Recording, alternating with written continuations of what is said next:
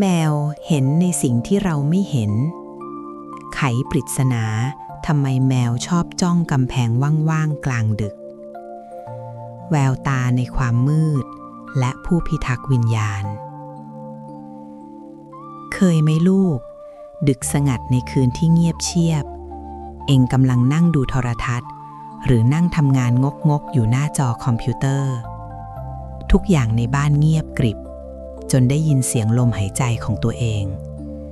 แล้วจู่ๆเจ้าเหมียวที่นอนขดอยู่ข้างๆมันก็ลุกพรวดพราดขึ้นมาหูตั้งชันดวงตาเบิกกว้างจ้องเขม็งไปที่มุมห้องว่างเปล่ามุมนั้นไม่มีอะไรเลยนะลูกมีแต่กำแพงขาวโพลนหรือไม่ก็ความมืดที่ว่างเปล่าแต่เจ้าแมวมันกลับจ้องไม่วางตาบางทีหางมันก็เริ่มแกว่งไปมาผองขนหรือส่งเสียงขู่ต่ำๆในลำคอเหมือนกับว่าตรงนั้นมีใครหรืออะไรยืนอยู่ขนลุกไหมล่ะยายจะบอกให้นะว่าอาการแบบนี้คนเฒ่าคนแก่เขาถือกันนักเขาบอกว่าแมวเห็นผีหรือแมวเห็นยมทูตแต่ก่อนที่เราจะไปสรุปกันง่ายๆแบบนั้นยายอยากพาพวกเองย้อนเวลากลับไปสักนิดไปดูรากเหง้าความเชื่อของบ้านเราของปู่ย่าตายายเราว่าทำไมสัตว์ตัวเล็กๆหน้าตาน่าเอ็นดูอย่างแมวถึงได้ถูกผูกโยงเข้ากับโลกหลังความตายและวิญญาณได้อย่างแนบแน่นขนาดนี้รู้ไหมลูกในสมัยสุโขทัยหรืออยุธยาแมวไม่ใช่แค่สัตว์เลี้ยงไว้ดูเล่นสวยงามเหมือนสมัยนี้นะแต่แมวคือผู้พิทักษ์ในตำราแมวไทยโบราณสมุดค่อยวัดอนงคารามหรือจารึกวัดโพท่านได้บันทึกลักษณะแมวดีและแมวร้ายเอาไว้ละเอียดเชียวละคนโบราณเขาเชื่อว่าแมวบางชนิดเป็นแมวมงคลที่สามารถปัดเป่าสิ่งชั่วร้ายได้อย่างเช่นแมววิลาศหรือแมวก้าวแต้มพวกนี้เลี้ยงไว้แล้วจะเจริญรุ่งเรืองแต่ที่ลึกซึ้งไปกว่านั้นคือความเชื่อที่ว่าแมวเป็นสัตว์ที่มีสัมผัสพิเศษเชื่อมต่อระหว่างโลกมนุษย์กับโลกวิญญาณได้เคยได้ยินเรื่องพิธีแห่นางแมวขอฝนไหมล่ะนั่นก็ส่วนหนึ่งแต่เรื่องที่ใหญ่จะเล่าคือเรื่องแมวคราว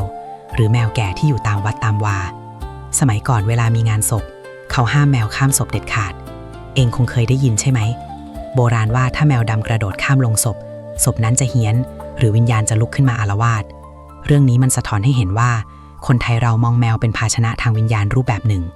พลังงานสถิตของแมวมันรุนแรงและลึกลับมากยายจำได้แม่นสมัยยายยังสาวๆที่หมู่บ้านมีบ้านเรือนไทยหลังใหญ่ของข้าบดีท่านหนึ่ง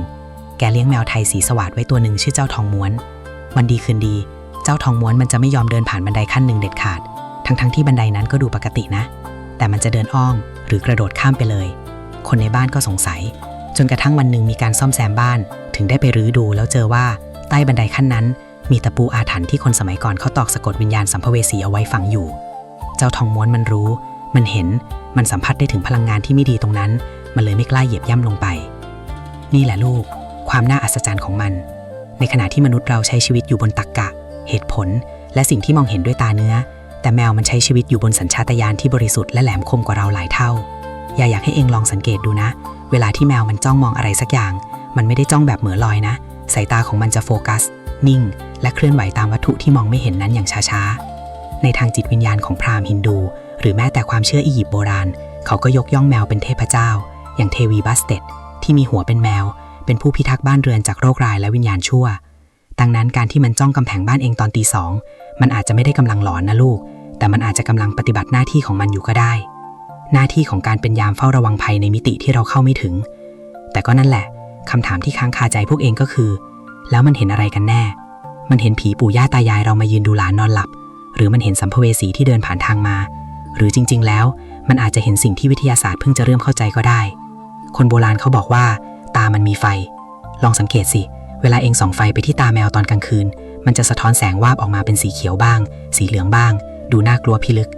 แสงสะท้อนนั่นแหละที่คนเฒ่าคนแก่บอกว่าเป็นดวงตาแห่งยมโลกที่สามารถมองทะลุความมืดมิดและม่านบังตาของมนุษย์ได้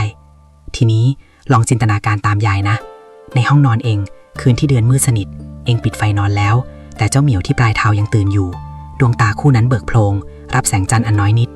แล้วจู่ๆมันก็ลุกขึ้นนั่งจ้องไปที่มุมห้องมุมเดิมที่เองเคยวางตู้เสื้อผ้าเก่าๆเอาไว้หูมันกระดิกไปมาเหมือนได้ยินเสียงกระซิบแล้วมันก็เริ่มส่งเสียงแง่ว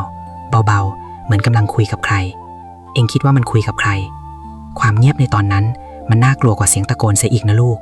เพราะความไม่รู้นี่แหละคือบ่อเกิดของความกลัวที่แท้จริงเราไม่รู้ว่ามันเห็นอะไรแต่ปฏิกิริยาของมันบอกชัดเจนว่าตรงนั้นมีบางอย่างและไอ้บางอย่างที่ว่านั่นมันกำลังเคลื่อนที่เข้ามาใกล้เตียงเองหรือเปล่าเรื่องเล่าขานตำนานแมวผีมีเยอะแยะแต่สิ่งที่ยายอยากจะชี้ให้เห็นในตอนนี้คือพฤติกรรมของมันที่ทำไมต้องเป็นตอนกลางคืนทำไมต้องเป็นมุมมืดและทำไมต้องเป็นกำแพงว่างเปล่าโบราณเขาว่าไว้ว่ากลางวันเป็นของคนกลางคืนเป็นของสิ่งที่มองไม่เห็นและแมวคือสัตว์ที่คาบเกี่ยวอยู่ระหว่าง2ช่วงเวลานี้กลางวันมันนอนขี้เกียจเหมือนไม่สนใจโลกแต่พอดวงอาทิตย์ตกดินปุ๊บสัญชาตญาณนักล่าและผู้พิทักษ์ของมันจะตื่นขึ้นทันทีรู้ไหมว่าสายตาของแมวนั้นพิเศษขนาดไหนเดี๋ยวในตอนหน้ายายจะไขความลับดวงตาคู่นี้ให้ฟังไม่ใช่แค่เรื่องความเชื่อนะแต่เป็นความจริงที่ธรรมชาติสร้างสรรค์มาอย่างน่าทึ่งจนเองอาจจะนึกไม่ถึงเลยว่าภาพที่เองเห็นในห้องนอนกับภาพที่แมวของเองเห็นในห้องเดียวกันณเวลาเดียวกันมันช่างแตกต่างกันราวกับอยู่คนละโลกเตรียมใจไว้ให้ดีนะเพราะความจริงข้อนี้อาจจะทำให้เองไม่กล้ามองมุมห้องนั้นเหมือนเดิมอีกต่อไปความลับหลังเลนตาและโลกที่ซ่อนเร้นดวงตาคู่นั้นที่สะท้อนแสงวาวโรจน์ในความมืดยายถามจริงๆเถอะเวลาเองสบตาแมวตอนกลางคืนเองเคยรู้สึกเหมือนถูกสะกดไหมมันเหมือนมีอำนาจลึกลับบางอย่างดึงดูดให้เราจ้องมองกลับไปและในแววตานั้นมันช่างลึกล้ำราวกับหลุมดำที่ไร้ก้นบึ้งจากตอนที่แล้วที่ยายทิ้งท้ายไว้เรื่องสายตาอันน่าพิศวงของแมวที่ยายบอกว่ามันเห็นโลกคนละใบกับเราน่ะไม่ใช่คำพูดเปรียบเปรยสวยหรูหรอกนะแต่มันคือเรื่องจริงที่แม้แต่นักวิทยาศาสตร์สมัยใหม่ก็ยังต้องยอมรับและนี่แหละคือกุญแจดอกสำคัญที่จะไขปริศนาว่าทำไมมันถึงชอบจ้องกำแพงว่างเปล่าคนโบราณเขาเรียกลักษณะดวงตาของแมวว่าตาเพชฌฆาตหรือตาสองวิญญาณแต่ถ้าจะพูดให้เป็นวิทยาศาสตร์หน่อยเขาเรียกว่าโครงสร้างทาปิตัมลูซิดัมชื่อมันฟังดูเหมือนคาถาอาคมใช่ไหมล่ะแต่มันคือแผ่นเนื้อเยื่อพิเศษที่อยู่หลังจอประสาทตาของแมวหน้าที่ของมันคือเหมือนกระจกเงาลูกเอ๋ยลองนึกภาพตามยายนะเวลาแสงเล็กน้อยย้ำว่าแค่น้อยนิดนะเช่นแสงดาวหรือแสงไฟจากเสาไฟฟ้าหน้าบ้าน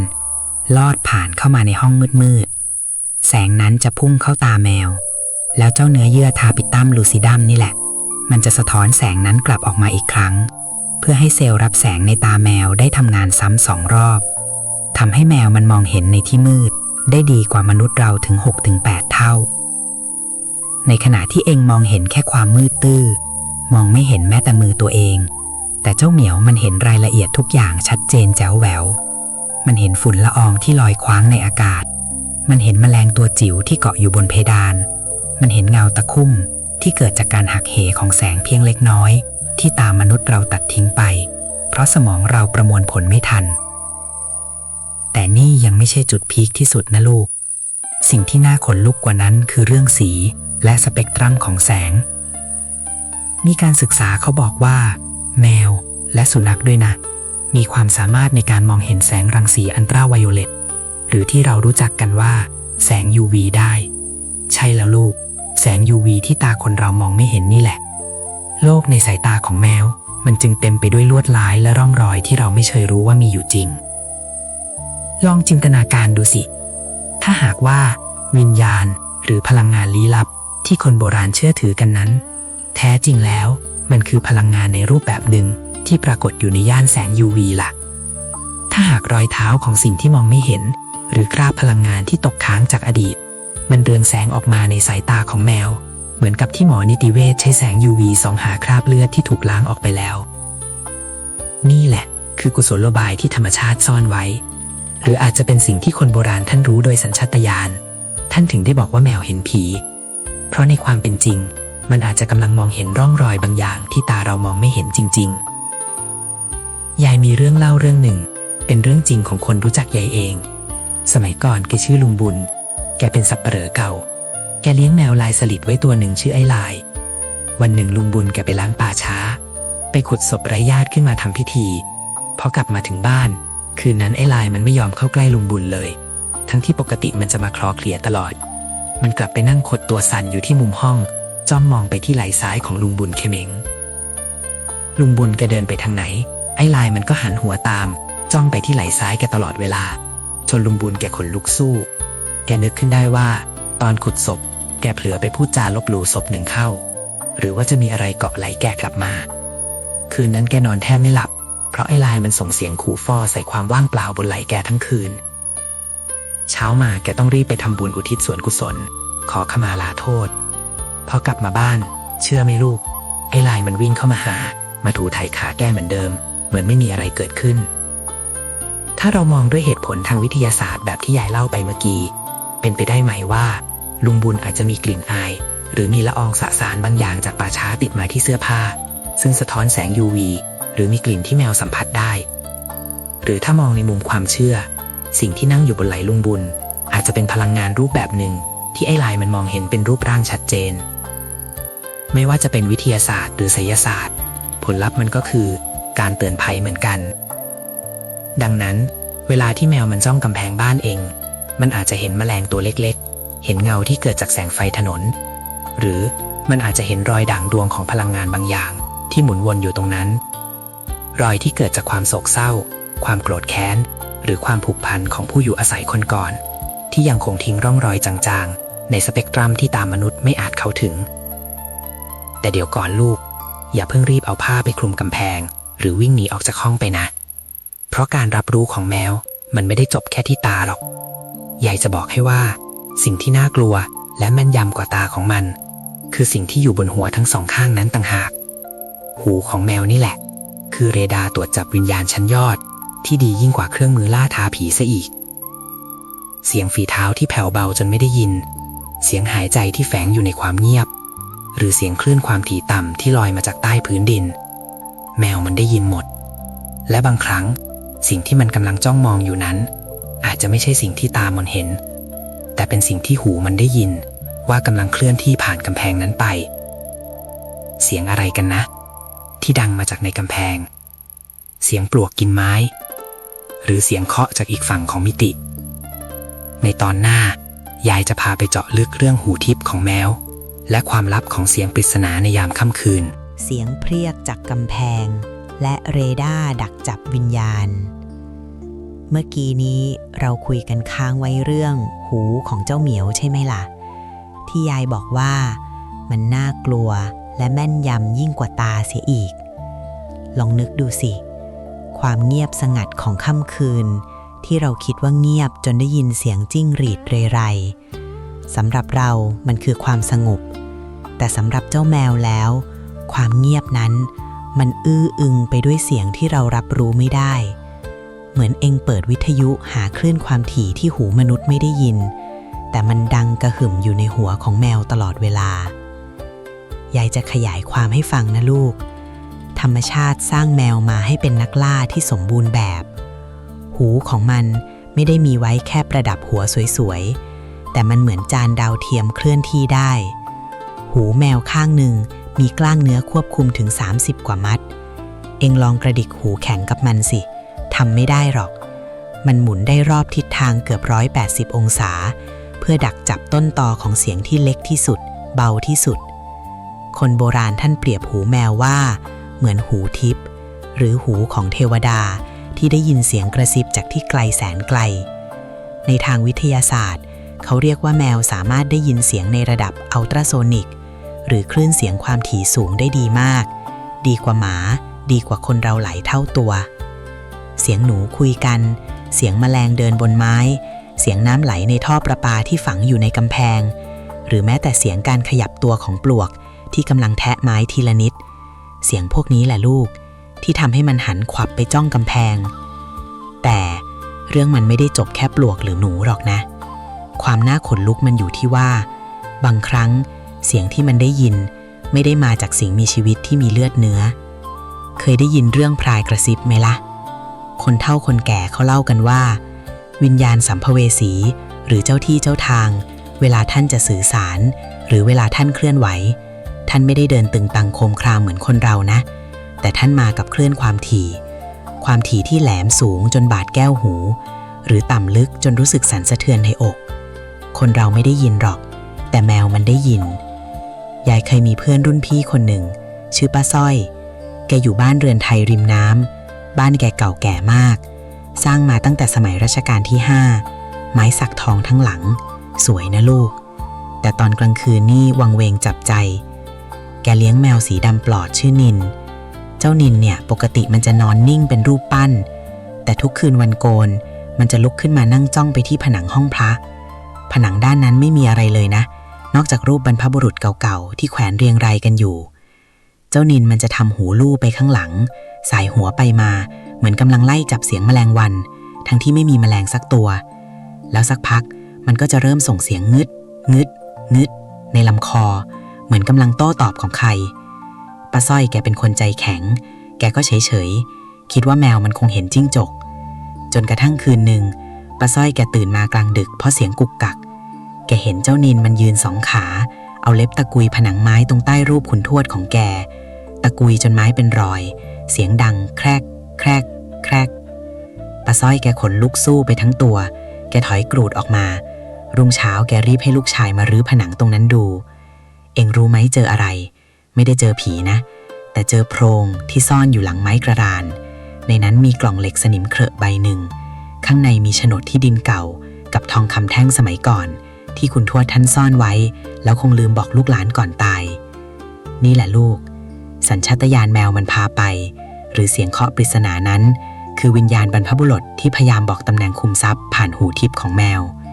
ถ้าเจ้านินไม่ได้ยินเสียงความถี่ประหลาดนั้นสมบัติชิ้นนี้ก็คงถูกลืมเลือนไปตลอดกาลลองสังเกตแมวที่บ้านเองดูนะเวลาที่มันจ้องกำแพงแล้วหูมันกระดิกยุกยิกเหมือนเรดาร์หาคลื่นมันอาจจะกำลังฟังเสียงเดินของแมลงสาบหลังกำแพงหรือมันอาจจะกำลังฟังเสียงฝีเท้าของผู้มาเยือนที่กำลังเดินทะลุกำแพงเข้ามาในห้องเองก็ได้เสียงฝีเท้าที่ไม่มีน้ำหนักเสียงลมหายใจที่ไม่มีที่มาหรือเสียงบ่นพึมพำของวิญญาณที่ยังคงวนเวียนยึดติดกับสถานที่แมวแยกแยะออกนะลูกว่าอันไหนเสียงสัตว์อันไหนเสียงอย่างอื่นสังเกตไม่ง่ายถ้าเป็นเสียงหนูมันจะทำท่าตะครุบเตรียมกระโจนใส่ด้วยสัญชาตญาณนักล่าแต่ถ้ามันฟังแล้วทำหูตกตัวสั่นหรือถอยหลังหนีนั่นแปลว่าเสียงที่มันได้ยินไม่ใช่สิ่งที่มันควรจะเข้าไปยุ่งด้วยแล้วรู้ไหมว่านอกจากเสียงแล้วสิ่งที่มาคู่กับวิญญาณตามความเชื่อโบราณคืออะไรกลิ่นสาบสางกลิ่นธูปหรือกลิ่นดอกไม้จางๆที่ลอยมาตามลมใหญ่จะบอกให้ว่าจมูกของแมวนี่แหละคือเครื่องมือพิสูจน์หลักฐานชั้นยอดที่คนเรามองข้ามไปลมหายใจแห่งความตายและรหัสลับกลิ่นวิญญาณจากตอนที่แล้วที่ยายทิ้งท้ายไว้เรื่องที่แมวทำหน้าตลกเวลาดมกลิ่นทำปากเผลอๆเหมือนยิ้มสะแยะหรือทำตาเหลือกนิดๆอาการแบบนี้ภาษาชาวบ้านเขาเรียกว่าเหม็นจนหน้าเบี้ยวแต่จริงๆแล้วในทางวิทยาศาสตร์เขาเรียกว่าปรากฏการณ์ Flehmen Response มันไม่ใช่การดมกลิ่นธรรมดาด้วยจมูกนะลูกแต่มันคือการลิ้มรสกลิ่นแมวมีอวัยวะพิเศษซ่อนอยู่ตรงเพดานปากหลังฟันหน้าเอ็งลองไปง้างปากแมวดูอย่าไปทำจริงเชียวนะเดี๋ยวโดนงับนิ้วขาดยายแค่เปรียบเปรยตรงนั้นมันมีท่อเล็กๆเชื่อมต่อไปยังโพรงจมูกเขาเรียกว่าอวัยวะจาคอบสัน Jacobson's organ เจ้าเครื่องมือนี้มีหน้าที่ดักจับฟีโรโมนหรือสารเคมีระเหยที่ละเอียดอ่อนมากๆที่ลอยอยู่ในอากาศแล้วมันเกี่ยวอะไรกับเรื่องลี้ลับล่ะยายเกี่ยวสิลูกเกี่ยวเต็มๆเลยล่ะคนโบราณเชื่อว่าวิญญาณหรือพลังงานลี้ลับมักจะมาพร้อมกับการเปลี่ยนแปลงของสภาพอากาศและกลิ่นธูปควันเทียนทั้งที่ไม่มีใครจุดกลิ่นดอกไม้หอมเย็นตอนตี 3หรือกลิ่นซากเน่าที่หาที่มาไม่เจอกลิ่นพวกนี้แหละคือสารเคมีรูปแบบหนึ่งนักวิทยาศาสตร์เขาค้นพบว่าร่างกายของสิ่งมีชีวิตเวลาเกิดอารมณ์รุนแรงเช่นความกลัวสุดขีดความโกรธแค้นหรือแม้แต่ช่วงเวลาใกล้ตายร่างกายจะหลั่งสารเคมีและกลิ่นเฉพาะตัวออกมายิ่งไปกว่านั้นกลิ่นของความตายหรือสารเคมีที่เกิดจากการเน่าเปื่อยแม้เพียงเล็กน้อยในระดับโมเลกุลแมวสามารถรับรู้ได้ไวกว่ามนุษย์เป็น100 เท่า ลองนึกภาพบ้านร้างที่มีประวัติฆาตกรรมดูสิ คนเข้าไปใหม่อาจจะไม่รู้สึกอะไรเพราะมีการทำความสะอาดทาสีทับไปหมดแล้วแต่พอย้ายเข้าไปอยู่เจ้าแมวกลับไม่ยอมเดินเข้าห้องนอนห้องนั้นมันไปยืนทำจมูกฟุดฟิตหน้าประตูทำหน้าสยะปากเฟลเมนเพื่อวิเคราะห์กลิ่นแล้วก็ขู่ฝ่อวิ่งหนีเตลิดไปมันได้กลิ่นอะไร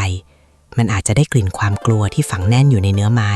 กลิ่นคาวเลือดที่ซึมลึกอยู่ในร่องกระดานที่น้ำยาถูพื้นล้างไม่ออกหรือกลิ่นอายของวิญญาณที่ยังวนเวียนด้วยความอาฆาตยายมีเรื่องเล่าจากวัดป่าแถวบ้านยายหลวงพ่อท่านเลี้ยงแมวไว้ตัวหนึ่งชื่อเจ้าบุญรอดวันดีคืนดีถ้ามีคนมาหาหลวงพ่อที่กุฏิแล้วเจ้าบุญรอดมันเดินเข้าไปดมขาคนนั้นแล้วทำหน้าเบ้ทำท่าขย้อนเหมือนจะอาเจียนหลวงพ่อท่านจะรู้ทันทีเลยว่าคนนี้ชะตาขาดหรือมีของไม่ดีติดตัวมาท่านก็จะทักจะรดน้ำมนต์ให้เพราะเจ้าบุญรอดมันได้กลิ่นความตายที่เริ่มกัดกินคนนั้นกลิ่นที่เนื้อหนังมังสาเริ่มเปลี่ยนแปลงสภาพทางเคมีก่อนที่เจ้าตัวจะรู้ตัวซะอีกนี่คือความมหัศจรรย์ของสัญชาตญาณสัตว์ที่เชื่อมโยงวิทยาศาสตร์เข้ากับไสยศาสตร์ได้อย่างน่าขนลุกการที่แมวชอบจ้องกำแพงว่างเปล่าบางทีมันอาจจะไม่ได้เห็นไม่ได้ยินแต่ได้กลิ่นสิ่งที่ซ่อนอยู่ในนั้นมีกรณีหนึ่งที่ยายจำได้แม่นมีสามีภรรยาคู่หนึ่งย้ายเข้าบ้านมือสองเป็นบ้านตึกแถวเก่านิดหน่อยคืนแรกที่เข้าไปอยู่แมวเปอร์เซียของเขาที่ชื่อมอมแมมมันเอาแต่ไปนั่งเฝ้าหน้าตู้เสื้อผ้าแบบบิวอินที่ติดกับผนังห้องมันนั่งดมๆตรงร่องบานประตูตู้แล้วก็ทำเสียงคลางหงิงๆทั้งคืนเจ้าของนึกว่ามีหนูตายในตู้ก็รื้อเสื้อผ้าออกมาดูไม่เจออะไรแต่แมวก็ยังไม่หยุดมันเริ่มตะกุยประตูตู้แรงขึ้นเรื่อยๆจนเล็บเลือดสิบสุดท้ายเจ้าของทนไม่ไหวจ้างช่างมารื้อตู้เสื้อผ้านั้นออกพอรื้อแผ่นไม้อัดด้านหลังตู้ออกเท่านั้นแหละผงะกันทั้งบ้านเพราะหลังตู้มีช่องว่างระหว่างกำแพงและในช่องนั้นมีห่อผ้าขาวเก่าคร่ำคร่าสุกอยู่ข้างในเป็นกระดูกอะไรก็ไม่รู้แห้งกรังแต่มีกลิ่นสาบสางที่คนเพิ่งจะได้กลิ่นตอนรื้อออกมาแต่เจ้ามอมแมมมันได้กลิ่นทะลุไม่อัดทะลุเสื้อผ้าทะลุนั้นหอมปรับอากาศเข้าไปถึงข้างในนั่นตั้งแต่วันแรกเห็นไหมลูกจมูกของมันคือเครื่องรางเตือนภัยชั้นดีมันบอกเราเสมอว่าตรงนี้ไม่ปลอดภัยหรือตรงนี้มีสิ่งแปลกปลอมเพียงแต่เรานั่นแหละที่ไม่เข้าใจภาษาของมันเราไปตีความว่ามันซนมันบ้าหรือมันเรียกร้องความสนใจดังนั้นถ้าคืนนี้แมวเองทำจมูกฟุดฟิตดมอากาศที่ว่างเปล่าแล้วทำหน้าตาตื่นตระหนกหรือทำหน้าเบ้เหมือนเหม็นอะไรสักอย่างทั้งที่ห้องเองก็สะอาดสะอ้านให้ระวังตัวไว้นะลองสูดหายใจลึกๆแล้วตั้งสติบางทีกลิ่นทูบจางๆหรือกลิ่นดอกราตรีอาจจะลอยมาแตะจมูกเองตามหลังมาก็ได้และเมื่อแมวรับรู้ครบทั้งตาหูและจมูกแล้วสิ่งต่อไปที่มันจะแสดงออกคือพฤติกรรมที่คนเรามักจะสายหน้าด้วยความรำคาญพฤติกรรมที่จู่ๆก็วิ่งพล่านทั่วบ้านเหมือนคนบ้าตอนตีสองหรือที่วัยรุ่นสมัยนี้เขาเรียกกันว่าซูมี่นะเองคิดว่ามันแค่คือขนองหรือมันกำลังหนีอะไรบางอย่างที่ไล่กวดมันมาติดๆกันแน่มหักรรมวิ่งไล่จับวิญญาณและเส้นทางลึกลับในบ้านเองจำได้ไหมที่ยายทิ้งท้ายไว้เรื่องอาการวิ่นพล่านหรือที่เด็กสมัยนี้เรียกว่าซูมี่นั่นแหละลองนึกภาพดูนะลูกเวลาตีสองตีสามบ้านทั้งหลังเงียบสงัดเองกำลังหลับสนิทจู่ๆก็มีเสียงตึงตึงตึงดังมาจากชั้นล่างหรือบางทีก็ดังอยู่หน้าห้องนอนเสียงเล็บขูดพื้นปากเก้เสียงข้าวของหล่นกระแทกพื้นแล้วก็เสียงวิ่งควบกุบกับเหมือนม้าแข่งแต่มันเร็วและคล่องแคล่วกว่าม้าเยอะมันวิ่งแบบไม่คิดชีวิตวิ่งชนโซฟากระโดดข้ามทีวีไต่ขึ้นไปบนผ้าม่านแล้วทิ้งตัวลงมากลิ้งหลุนๆก่อนจะออกวิ่งต่อด้วยความเร็วแสงทั้งที่ไม่มีใครไล่มันและมันก็ไม่ได้ไล่ใครหรือเปล่าคนโบราณเขาเรียกอาการแบบนี้ว่าผีเข้าหรือเล่นกับผียายจะเล่าให้ฟังถึงความเชื่อที่มันซ่อนอยู่ในพฤติกรรมบ้าคลั่งนี้มันไม่ใช่เรื่องบังเอิญหรอกนะลูกที่แมวมักจะลุกขึ้นมาวิ่งกันตอนตีสามหรือช่วงเวลาที่เขาเรียกว่ายามไทยซึ่งเป็นเวลาที่ประตูมิติระหว่างโลกมนุษย์กับโลกวิญญาณเปิดกว้างที่สุดในทางวิทยาศาสตร์สัตวแพทย์เขาบอกว่าแมวเป็นสัตว์หากินกลางคืนพลังงานมันเหลือเฟือมันเลยต้องปลดปล่อยออกมาหรือที่เรียกว่าระเบิดพลังงานสะสมแต่ยายอยากให้เองลองสังเกตเส้นทางที่มันวิ่งดูให้ดีๆสิลูกนี่แหละคือจุดที่น่าขนลุกที่สุดแมวบางตัวมันไม่ได้วิ่งมั่วซั่วนะมันวิ่งเป็นแพทเทิร์นเดิมๆซ้ำๆทุกคืนยายเคยไปดูห่วงจุ้ยบ้านให้ลูกศิษย์คนหนึ่งแกชื่อเสียวิชัยแกบ่นว่าแมวแกชอบวิ่งจากหน้าบ้านทะลุห้องรับแขกแล้วไปหยุดหอบแหกๆที่หลังครัวเป็นเส้นตรงเป๊ะทุกคืนไม่ยอมเลี้ยวหลบโต๊ะหลบเก้าอี้ด้วยนะมันกระโดดข้ามไปเลยเหมือนกับว่าในสายตามันตรงนั้นคือทางโล่งพอสืบประวัติที่ดินไปมายายถึงกับขนลุกเพราะแนวที่แมวมันวิ่งน่ะ สมัยก่อนที่ยังไม่ถมที่มันคือทางเดินเท้าเก่าที่ชาวบ้านใช้เดินลัดทุ่งไปวัดเองคิดดูสิบ้านสร้างทับทางเดินเก่าไปแล้วกำแพงก็ก่อปิดไปแล้วแต่สำหรับบางสิ่งที่ยังยึดติดกับเส้นทางเดิมเขายังคงเดินผ่านทางนั้นอยู่ทุกเมื่อเชื่อวันและเจ้าเหมียวมันอาจจะเห็นขบวนแห่หรือกลุ่มพลังงานที่กำลังเคลื่อนผ่านบ้านเองไปตามเส้นทางเดิมที่มนุษย์เรามองไม่เห็นมันเลยวิ่งไล่กวดหรือไม่ก็วิ่งหลบหลีกสิ่งที่เดินสวนมาอย่างเอาเป็นเอาตายการวิ่งของแมวในยามวิกาลจึงไม่ใช่แค่การออกกำลังกายแต่มันคือการลาดตระเวนพื้นที่ทับซ้อนอยากให้เองลองสังเกตดูนะลูกถ้าแมวเองวิ่งไล่กวดอะไรสักอย่างแล้วจู่ๆมันเบรกตัวโกงหยุดกึกแล้วหันควับมามองหน้าเองนั่นแหละมันกำลังจะบอกว่าไอ้ตัวนั้นมันหยุดอยู่ที่เองแล้วนะความน่ากลัวของการวิ่งแบบไร้สาเหตุนี้มันยังเชื่อมโยงกับสัญชาตญาณนักล่าที่แม่นยำจนน่ากลัวแมวเป็นสัตว์ที่ล่าเหยื่อด้วยการซุ่มโจมตีแต่เวลาที่มันวิ่งไล่สิ่งที่ไม่มีตัวตนมันกำลังฝึกซ้อมหรือมันกำลังต่อสู้จริงๆกันแน่มีตำนานพื้นบ้านทางภาคเหนือเล่าเรื่องแมวตาเพชรที่เลี้ยงไว้กันผีปอบเขาบอกว่าผีปอบเวลาจะเข้าบ้านใครมันไม่ได้เดินเข้ามาตรงๆนะมันจะแปลงเป็นลมเป็นแมลงหรือเป็นเงาดำวูบวาบเจ้าแมวตาเพชรนี่แหละจะทำหน้าที่วิ่งไล่ตบเงาพวกนั้นไม่ให้มันเล็ดลอดเข้าไปถึงห้องนอนเจ้าของบ้านเสียงตึงตังที่เองได้ยินตอนดึกอาจจะเป็นเสียงของการปะทะกันระหว่างผู้พิทักษ์ตัวน้อยของเองกับแขกไม่ได้รับเชิญที่พยายามจะแทรกตัวเข้ามาก็ได้ยายเคยเห็นกับตาตัวเองสมัยสาวๆเลี้ยงแมวไว้ตัวหนึ่งชื่อไอ้เสือคืนนั้นยายได้ยินเสียงมันวิ่งชนประตูห้องนอนยายดังปังยายรีบเปิดไฟดูเห็นไอ้เสือยืนพองขนตัวโค้งเป็นกุ้งหันหน้าออกไปทางหน้าต่างขู่คำรามเสียงต่ำในคอ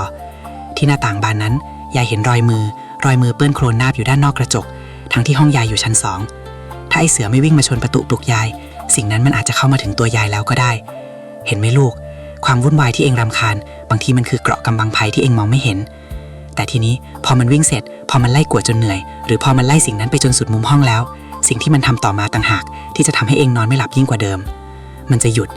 นิ่งสนิทแล้วเงยหน้าขึ้นมองที่สูงมองไปบนหลังตู้มองไปบนคานบ้านหรือมองไปที่เพดานโล่งๆด้วยสายตาที่จดจ่อแน่วแน่ทำไมต้องมองข้างบนนั้นมีอะไรคนโบราณเขาถือกันนักเรื่องผีอำหรือผีบนขื่อเองเคยได้ยินไหมที่เขาว่าวิญญาณชอบสิงสถิตอยู่ตามที่สูงตามคานไม้เพื่อมองลงมาดูคนเป็นแล้วถ้าเจ้าเหมียวมันเงยหน้ามองขึ้นไปสบตากับสิ่งที่นั่งห้อยขาอยู่บนหลังตู้เสื้อผ้าเองล่ะผู้เฝ้ามองจากมุมสูงและอาณาเขตทับซ้อนแงนหน้าขึ้นไปสิลูกใช่มองขึ้นไปบนเพดานห้องมองไปบนหลังตู้เสื้อผ้า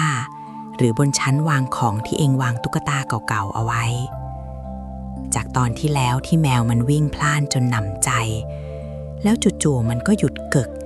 เงยหน้าขึ้นมองที่สูงตาไม่กระพริบเองเคยสงสัยไหม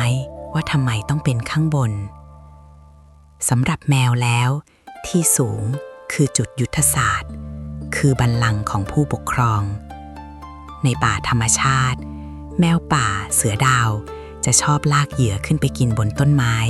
หรือนอนพักบนกิ่งไม้สูงเพื่อหลีกหนีสัตว์นักล่าตัวอื่นและเพื่อให้มองเห็นอาณาเขตได้กว้างไกลที่สุดมันคือสัญชาตญาณความปลอดภัยและความเป็นเจ้าถิ่นแต่ในบริบทของบ้านเรือนไทยและความเชื่อโบราณที่สูงมีความหมายที่ลึกซึ้งและน่าพรั่นพรึงกว่านั้นคนเก่าคนแก่เขาสอนว่าเจ้าที่เจ้าทางหรือผีบ้านผีเรือนท่านมักจะสถิตอยู่ในระดับที่สูงกว่าศีรษะคนเราเพื่อแสดงถึงบารมีและการปกป้องคุ้มครองเอ็งลองสังเกตดูสิศาลพระภูมิศาลเจ้าที่หรือหิ้งพระเราตั้งไว้สูงเสมอไม่ค่อยมีใครตั้งไว้ติดพื้นดินหรอกดังนั้นพื้นที่เหนือศีรษะเราขึ้นไปจึงเป็นเหมือนน่านฟ้าของวิญญาณทีนี้พอเจ้าเหมียวมันกระโดดขึ้นไปนั่งบนหลังตู้แล้วจ้องมองลงมาที่เองหรือจ้องมองไปยังมุมเพดานที่ว่างเปล่า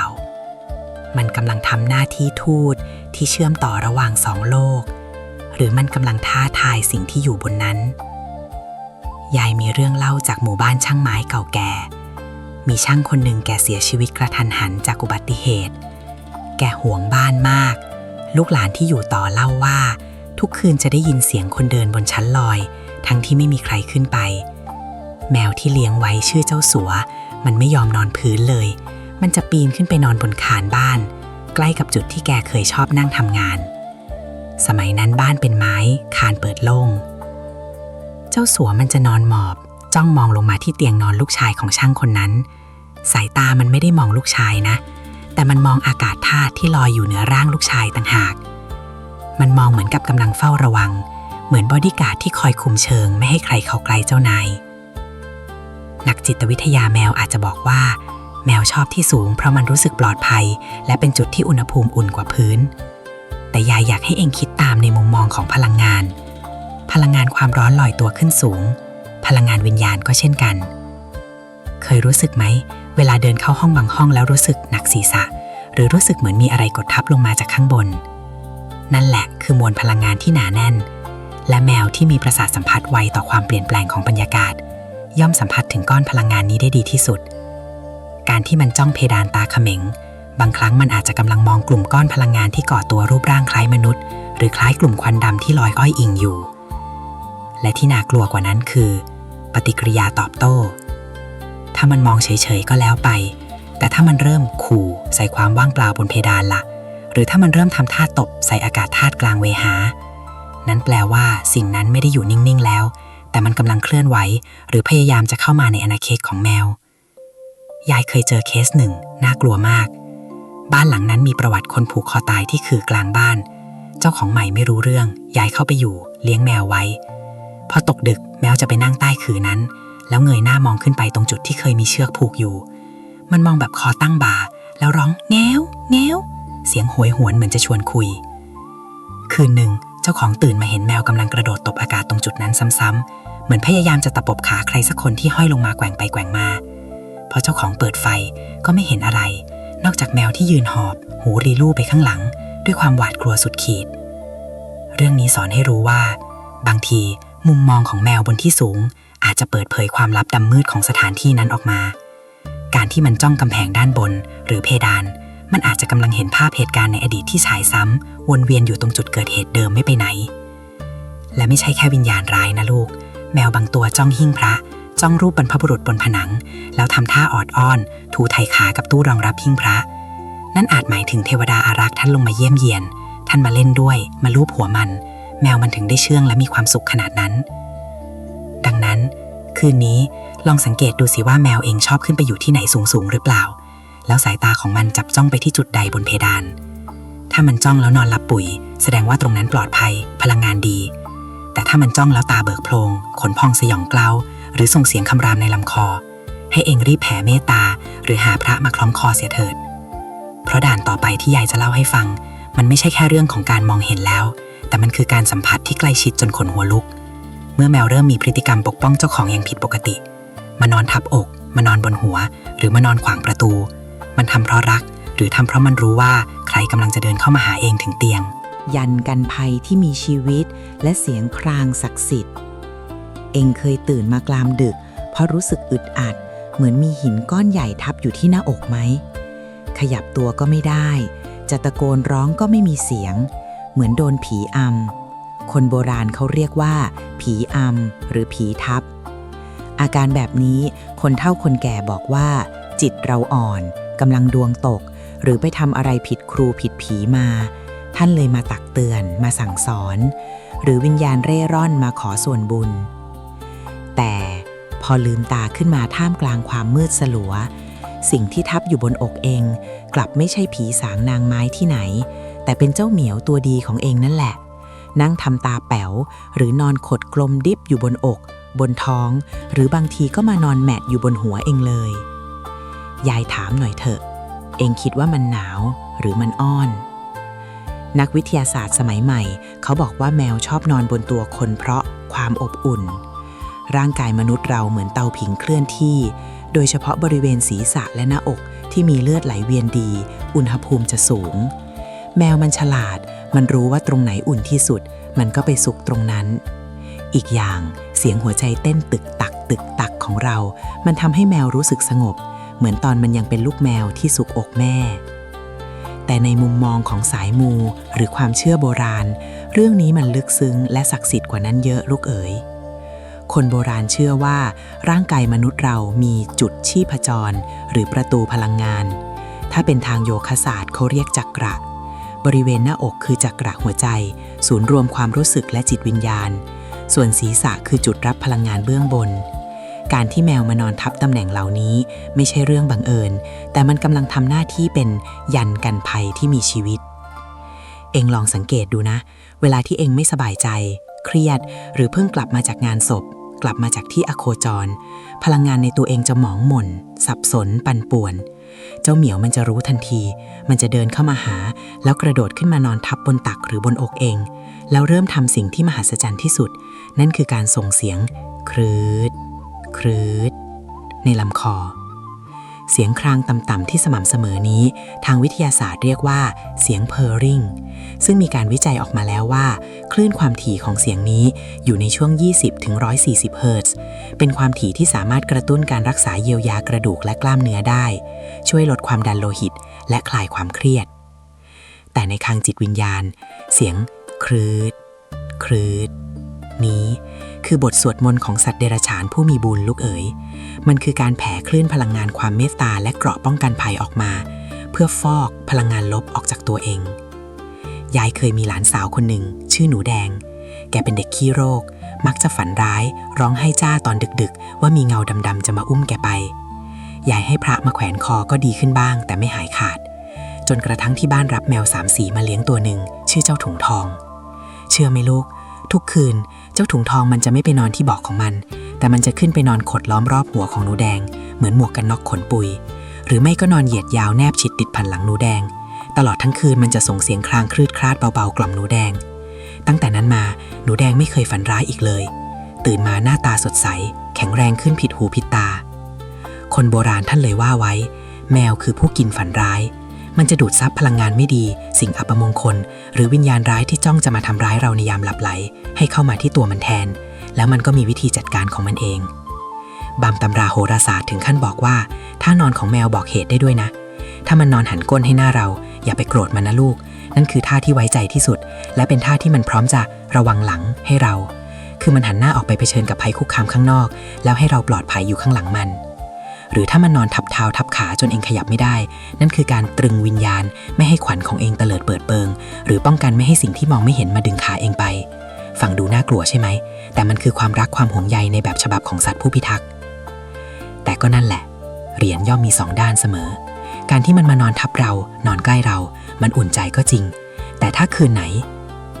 ที่เองตื่นมาแล้วพบว่าแมวที่เคยนอนสุกอกเองจู่ๆมันลุกขึ้นยืนบนตัวเองแล้วส่งเสียงขู่คำรามไปที่ปลายเตียงอันนี้ตัวใครตัวมันนะลูกเพราะนั่นแปลว่าเกราะป้องกันของมันกำลังถูกท้าทายและสิ่งที่ยืนอยู่ปลายเตียงนั้นอาจจะมีฤทธิ์เดชมากเกินกว่าที่เสียงครางคลืดคลาดจะขับไล่ไปได้เองเคยเจอไหมแมวที่จู่ๆก็ลุกขึ้นมาทำตัวพองฟูฟ่องเป็นลูกขนุนแล้วกระโดดลงจากเตียงไปยืนจังก้าขวางประตูห้องนอนไว้เหมือนกับจะบอกว่าห้ามผ่านหรืออยากเข้ามานะพฤติกรรมหวงถิ่นที่เปลี่ยนจากความน่ารักเป็นความดุร้ายในชั่วพริบตาศึกพิทักษ์ธรณีประตูและผู้บุกรุกยามวิกาลต่อจากเรื่องเมื่อกี้ที่ยายทิ้งท้ายว่าถ้าแมวมันลุกจากอกเองแล้วไปยืนขวางประตูพร้อมส่งเสียงขู่นะมันคือสัญญาณเตือนภัยระดับสูงสุดเองต้องเข้าใจก่อนนะลูกว่าในทางความเชื่อและห่วงจุ้ยประตูคือปากทางเข้าออกของพลังงานทั้งดีและร้ายธรณีประตูคือเส้นแบ่งเขตแดนระหว่างโลกภายนอกกับโลกภายในปกติแมวจะเป็นสัตว์รักสงบชอบนอนแต่ถ้าเมื่อไหร่ที่มันแสดงอาการก้าวร้าวใส่ความว่างเปล่าเช่นยืนโก่งโค้งขนพองชี้ชันหางฟูเป็นแปลงล้างขวดหูเอ็นราบไปด้านหลังแล้วส่งเสียงแฮ่หรือเสียงร้องโหยหวนต่ำๆในลำคอแบบที่เองฟังแล้วขนลุกสู้ไปถึงไขสันหลังนั่นไม่ใช่ว่ามันหงุดหงิดที่เองตื่นสายนะแต่มันกำลังบอกว่าหยุดเดี๋ยวนี้ห้ามเข้ามาในทางวิทยาศาสตร์สัตวแพทย์อาจจะบอกว่านี่คือพฤติกรรมก้าวร้าวจากการย้ายที่หรือการที่แมวเห็นแมวตัวอื่นหรือสัตว์ศัตรูอยู่นอกหน้าต่างนอกประตูแล้วมันทำอะไรไม่ได้มันเลยหงุดหงิดระบายอารมณ์ใส่สิ่งรอบข้างหรือแสดงอาการหวงถิ่นแต่ถ้าข้างนอกหน้าต่างนั้นไม่มีแมวสักตัวล่ะถ้าตรงโถงทางเดินหน้าห้องมันว่างเปล่าเงียบกริบ ไม่มีแม้แต่จิ้งจกแล้วมันขู่ใครยายมีเรื่องจริงจากลูกหลานคนหนึ่งที่เคยมาปรับทุกข์กับยายเขาเล่าว่าเพิ่งย้ายเข้าไปอยู่คอนโดมือสองแห่งหนึ่งห้องสวยราคาดีแต่มีประวัติเอ็งรู้ใช่ไหมว่าประวัติอะไรคืนแรกที่เข้าไปนอนเจ้าสีหมอกแมวโคราชที่เขาเลี้ยงไว้มันไม่ยอมเข้ามานอนในห้องนอนเลยมันไปนั่งเฝ้าหน้าประตูห้องน้ำซึ่งอยู่ติดกับประตูทางออกพอดึกสงัดเจ้าของได้ยินเสียงสีหมอกร้องเสียงหลงดังลั่นห้องเหมือนกำลังกัดกันนัวเนียกับแมวอีกตัวเขาตกใจตื่นรีบวิ่งออกมาดูภาพที่เห็นคือเจ้าสีหมอกกำลังกระโดดตะปบอากาศกลางโถงทางเดินมันตบซ้ายตบขวากางเล็บขู่อย่างบ้าคลั่งเหมือนกำลังสู้กับคู่ต่อสู้ที่มองไม่เห็นทั้งกัดทั้งข่วนจนเล็บมันหักคาพื้นไม้เจ้าของห้องมองไม่เห็นอะไรเลยนอกจากความว่างเปล่าแต่เขาสัมผัสได้ถึงลมเย็นเยือกที่พัดวูบผ่านหน้าไปทั้งที่หน้าต่างปิดทุกบานวินาทีนั้นสีหมอกกระเด็นกระดอนออกมาเหมือนโดนถีบตัวลอยไปกระแทกผนังดังพลักเองคิดดูสิลูกแมวตัวตั้งใหญ่จะกระเด็นเองได้ยังไงถ้าไม่มีแรงกระแทกจากบางสิ่งหลังจากเหตุการณ์คืนนั้นสีหมอกซึมไปเลยไม่กินข้าวไม่กินน้ำเอาแต่นอนมองเหม่อเจ้าของต้องรีบพาไปหาหมอก็บอกว่าร่างกายปกติแต่เครียดจัดส่วนเจ้าของก็ต้องรีบไปทำบุญบ้านชุดใหญ่ถึงได้รู้ความจริงว่าห้องนั้นเคยมีคนผูกข้อตายตรงโถงทางเดินนั่นแหละและวิญญาณเขายังห่วงที่ไม่ยอมให้ใครมาอยู่การที่แมวต่อสู้ขู่คำรามหรือทำท่าตะปบอากาศนั่นคือสัญชาตญาณการปกป้องอาณาเขตที่เข้มข้นที่สุดมันเห็นรูปร่างของพลังงานที่ก่อตัวขึ้นอาจจะเป็นเงาดำเป็นกลุ่มควันหรือเป็นรูปร่างอัปลักษณ์ที่คนโบราณเรียกว่าพูดผีปีศาจที่จะเข้ามาแทรกแซงคนโบราณเขาเชื่อว่าสัตว์พวกนี้มีตบะหรือมีอำนาจจิตที่แกร่งกว่ามนุษย์ทั่วไปโดยเฉพาะแมวสีสวาดแมวตาเพชรหรือแมวลักษณะมงคลพวกนี้ผีกลัวนะลูกเพราะดวงตาของมันคือแสงสว่างที่ขับไล่ความมืดการที่มันยืนจ้องหน้าประตูไม่ยอมให้เองเดินผ่านหรือขู่ไม่ให้สิ่งที่อยู่ข้างนอกเข้ามานั่นคือมันกำลังทำหน้าที่ทวารบาลหรือยามเฝ้าประตูนรกนั่นเองลองสังเกตดูสิถ้าแมวบ้านเองชอบไปนอนขวางประตูหน้าบ้านหรือไปนั่งเฝ้าตรงบันไดทางขึ้นชั้น2แล้วมองลงไปข้างล่างตาไม่กระพริบในคืนวันคะนั่นอาจจะเป็นคืนที่ทาง3แพร่งหน้าบ้านเองเปิดออกและมีแขกไม่ได้รับเชิญพยายามจะขอเข้ามาพักอาศัยแล้วสิ่งที่น่ากลัวกว่าการต่อสู้คืออะไรรู้ไหมคือผลลัพธ์หลังจากการต่อสู้จบลงบางครั้งแมวชนะมันก็จะกลับมานอนเลียขนทำความสะอาดตัวเองเหมือนไม่มีอะไรเกิดขึ้นแต่บางครั้งถ้าสิ่งที่มันสู้ด้วยมีฤทธิ์เดชมากเกินไปหรือเป็นพลังงานอาฆาตที่รุนแรงแมวของเองอาจจะเป็นฝ่ายรับเคราะห์แทนเคยสังเกตไหมว่าบางทีแมวที่แข็งแรงดีๆจู่ๆก็ป่วยกระทันหันอ้วกแตกซึมกระทือหรือมีพฤติกรรมเปลี่ยนไปเป็นคนละตัวหลังจากคืนวันพระคนโบราณเขาเรียกว่ารับของแทนเจ้าของแพะรับบาปและเงาแห่งความเจ็บป่วยจำที่ยายบอกได้ไหมว่าถ้าแมวของเองต่อสู้กับสิ่งที่มองไม่เห็นแล้วมันแพ้หรือรับแทนอาการมันจะเป็นยังไงเรื่องนี้คนโบราณเขาเรียกว่าการตายแทนหรือรับเคราะห์มันเป็นความเชื่อที่สืบทอดกันมาแต่ปู่ย่าตายายว่าสัตว์เลี้ยงที่รักเจ้าของมากๆโดยเฉพาะแมวที่มีสัมผัสพิเศษมันจะยอมเอาตัวเข้าแลกเพื่อปกป้องเจ้านายจากสิ่งชั่วร้ายหรือวิญญาณอาฆาตที่หมายจะเอาชีวิตยายมีเรื่องเล่าที่ฟังแล้วสะเทือนใจแต่มันคือตัวอย่างที่ชัดเจนที่สุดสมัยยายยังสาวมีเศรษฐีคนหนึ่งในตลาดแกดวงตกหนักหมอดูทักว่าจะถึงคาดให้ระวังอุบัติเหตุทางรถยนต์แกก็กังวลกินไม่ได้นอนไม่หลับที่บ้านแกเลี้ยงแมววิเชียรมาศไว้ตัวหนึ่งชื่อนำโชคเจ้าแมวตัวนี้รักแกมากแกไปไหนมันเดินตามต้อยๆนอนก็นอนเฝ้าปลายเท้าวันหนึ่งแกต้องเดินทางไปเจรจาค้าขายต่างจังหวัดขากลับฝนตกหนักรถแกเสียหลักพุ่งลงข้างทางสภาพรถยับเยินใครมาเห็นก็นึกว่าไม่รอดแน่แต่เชื่อไหมลูก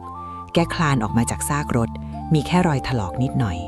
ชาวบ้านพากันยกมือท่วมหัวบอกว่าปาฏิหาริย์แกเองก็ดีใจรีบกลับบ้านไปหาลูกเมียแต่พอก้าวเท้าเข้าบ้านเสียงแรกที่แกได้ยินไม่ใช่เสียงต้อนรับของเจ้านำโชคแต่เป็นเสียงร้องไห้ของเมียแกเจ้านำโชคที่ปกติแข็งแรงวิ่งปลอ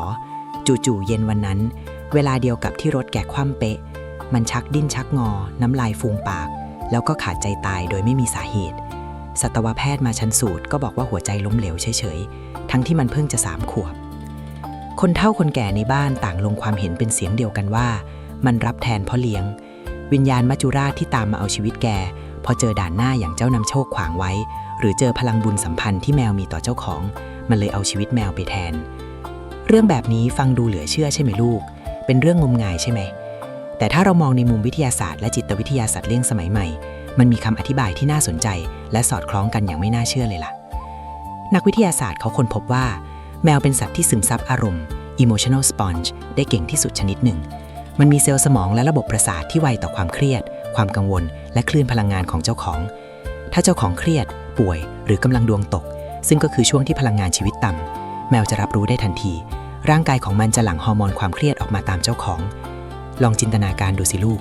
บ้านที่มีแต่ความทุกข์บ้านที่มีคนป่วยหนักหรือบ้านที่มีพลังงานลบวนเวียนอยู่ซึ่งอาจจะหมายถึงวิญญาณหรือแค่บรรยากาศมาคุในครอบครัวก็ได้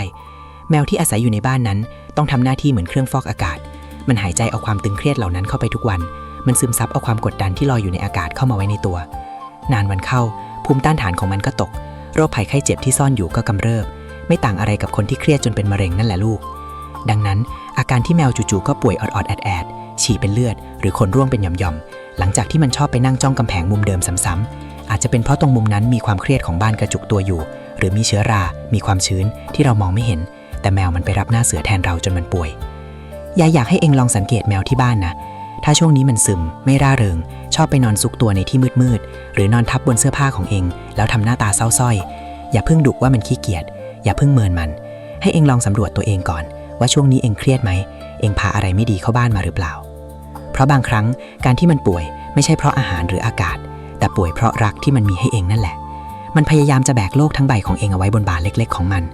แล้วเราจะทำยังไงล่ะยายจะปล่อยให้มันตายแทนเรางั้นหรอไม่สิลูกเราต้องช่วยมันเราต้องตอบแทนความรักของมันการช่วยเหลือในที่นี้ไม่ใช่แค่พาไปหาหมอป้อนยาเท่านั้นนะแต่มันรวมถึงการล้างอาถรรพ์หรือการจัดระเบียบพลังงานในบ้านใหม่ด้วยถ้าแมวเองชอบจ้องกำแพงตรงไหนแล้วขู่หรือจ้องแล้วซึมให้เองสันนิษฐานไว้ก่อนเลยว่าตรงนั้นไม่ปกติอาจจะมีรังปลวกมีเชื้อรามีรอยรั่วซึมที่ส่งเสียงรบกวนประสาทสัมผัสมันหรือมีพลังงานที่ไม่ดีสถิตอยู่หน้าที่ของเองคือต้องเข้าไปจัดการตรงนั้นอย่าปล่อยให้แมวสู้ลำพังการที่เองลุกขึ้นมาทำความสะอาดจัดบ้านขยับตู้ที่มันชอบจ้องหรือสวดมนต์แผ่เมตตาให้เจ้าที่เจ้าทางมันคือการบอกในว่าข้าเอาอยู่เองไม่ต้องห่วงเพราะเจ้าของบ้านเข้มแข็งพลังงานบ้านหมุนเวียนดีแมวมันก็จะผ่อนคลายเลิกทำหน้าที่ยามเฝ้าผีแล้วกลับมาเป็นเจ้านายขี้อ้อนเหมือนเดิมและที่สำคัญนะลูกการกอดการสัมผัสการพูดคุยกับมันด้วยน้ำเสียงที่อ่อนโยนมันคือการถ่ายทอดพลังงานบวกคืนกลับไปให้มันช่วยล้างพลังงานลบที่มันรับมาแทนเราแต่เดี๋ยวก่อนเรื่องราวมันยังไม่จบแค่นี้หรอกเพราะนอกจากแมวจะเป็นผู้รับเคราะห์แล้วมันยังมีความสามารถอีกอย่างหนึ่งที่น่าทึ่งไม่แพ้กันนั่นคือการเป็นเข็มทิศหาที่สบายเองเคยสงสัยไหมว่าทำไมแมวถึงเลือกนอนที่เดิมซ้ำๆและทำไมบางที่ในบ้านเราที่ดูน่านอนมันกลับไม่ยอมเฉียดเข้าใกล้เลย ห่วงจุ้ยฉบับแมวเหมียวและเข็มทิศมีชีวิตจากตอนที่แล้วที่ยายบอกให้สังเกตจุดที่แมวชอบจ้องว่าอาจจะมีสิ่งไม่ดีซ่อนอยู่ทีนี้เรามาดูด้านตรงข้ามกันบ้างคือจุดที่แมวชอบนอนเองเคยสังเกตไหมลูกแมวบ้านเองมันจะมีมุมโปรดมุมที่ต่อให้เองซื้อที่นอนราคาแพงแค่ไหนมาวางมันก็ไม่สนมันจะไปนอนขดอยู่บนกองผ้าเก่าๆหรือบนเก้าอี้ตัวเดิมหรือปลายเตียงมุมเดิมทุกวันคนโบราณเขาถือเคล็ดว่าแมวนอนไหนให้คนนอนนั่นฟังดูแปลกๆใช่ไหมแต่ยายจะบอกความลับให้ในทางวิทยาศาสตร์แมวเป็นสัตว์ที่ชอบความอบอุ่นและความปลอดภัยสูงสุดร่างกายของมันต้องการอุณหภูมิที่พอเหมาะในการพักผ่อนเพื่อเซฟพลังงานดังนั้นจุดที่มันเลือกนอนมักจะเป็นจุดที่กระแสลมไม่โกรกแรงเกินไปไม่ชื้นแฉะและมีอุณหภูมิคงที่ซึ่งโดยธรรมชาติแล้วจุดแบบนี้แหละที่ดีต่อสุขภาพของมนุษย์ด้วยถ้าห้องไหนชื้นหรือมีรังสีความร้อนสะสมผิดปกติแมวมันจะไม่นอนเด็ดขาดมันจะเดินหนีดังนั้นถ้าแมวเองชอบมานอนเบียดเองบนเตียงแสดงว่าตำแหน่งเตียงเองวางถูกทิศแล้วอากาศถ่ายเทดีพลังงานไหลเวียนดีแต่ถ้าวันดีคืนดีเองย้ายเตียงแล้วแมวเลิกมานอนด้วยหรือหนีไปนอนห้องอื่นให้เองเอะใจไว้เลยว่าที่ตรงนั้นมีปัญหาแต่ในทางความเชื่อมันลึกซึ้งกว่านั้นลูกเอ๋ยคนเฒ่าคนแก่บอกว่าแมวเป็นสัตว์ที่มีสัญชาตญาณในการหาจุดรวมพลังงานฉี่หรือพลังงานชีวิตที่ดีที่สุดในบ้าน มันจะไปนอนทับตรงนั้นเพื่อดูดซับพลังงานดีๆเข้าตัวมัน เองเคยเห็นแมวนอนอาบแดดตอนเช้าไหมนั่นแหละมันกำลังชาร์จแบตเตอรี่ชีวิตยายมีเรื่องเล่าของลูกศิษย์คนหนึ่งแกจะปลูกบ้านใหม่แกเป็นคนเชื่อคนยากแกเลยทดลองทำตามที่ยายบอกคือก่อนจะตีห้องกั้นฝาแกปล่อยแมวเข้าไปเดินในโครงบ้านโล่งๆก่อนแล้วดูว่าแมวไปนอนตรงไหน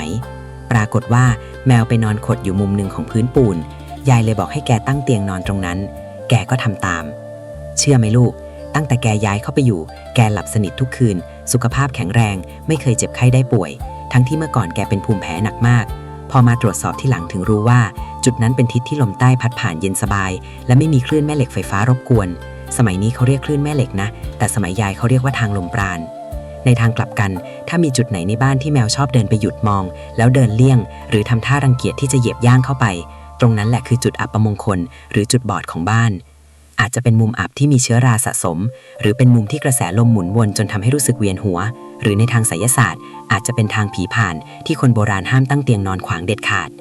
มีอยู่วันหนึ่งยายไปเยี่ยมบ้านเพื่อนบ้านสวยมากแต่แมวของเพื่อนไม่ยอมเข้าห้องรับแขกเลยจะวิ่งอ้อมไปหลังบ้านตลอดพอยายเดินเข้าไปในห้องรับแขกนั้นขนแขนยายลุกสู้รู้สึกหายใจไม่ทั่วท้องมันอึดอัดเหมือนมีคนจ้องมองตลอดเวลาพอดูดีๆถึงเห็นว่าห้องนั้นวางกระจกเงาบานใหญ่สะท้อนประตูทางเข้าพอดีซึ่งผิดหวงจุ้ยมหันต์มันสะท้อนพลังงานดีออกหมดและดึงพลังงานลบเข้ามาแทน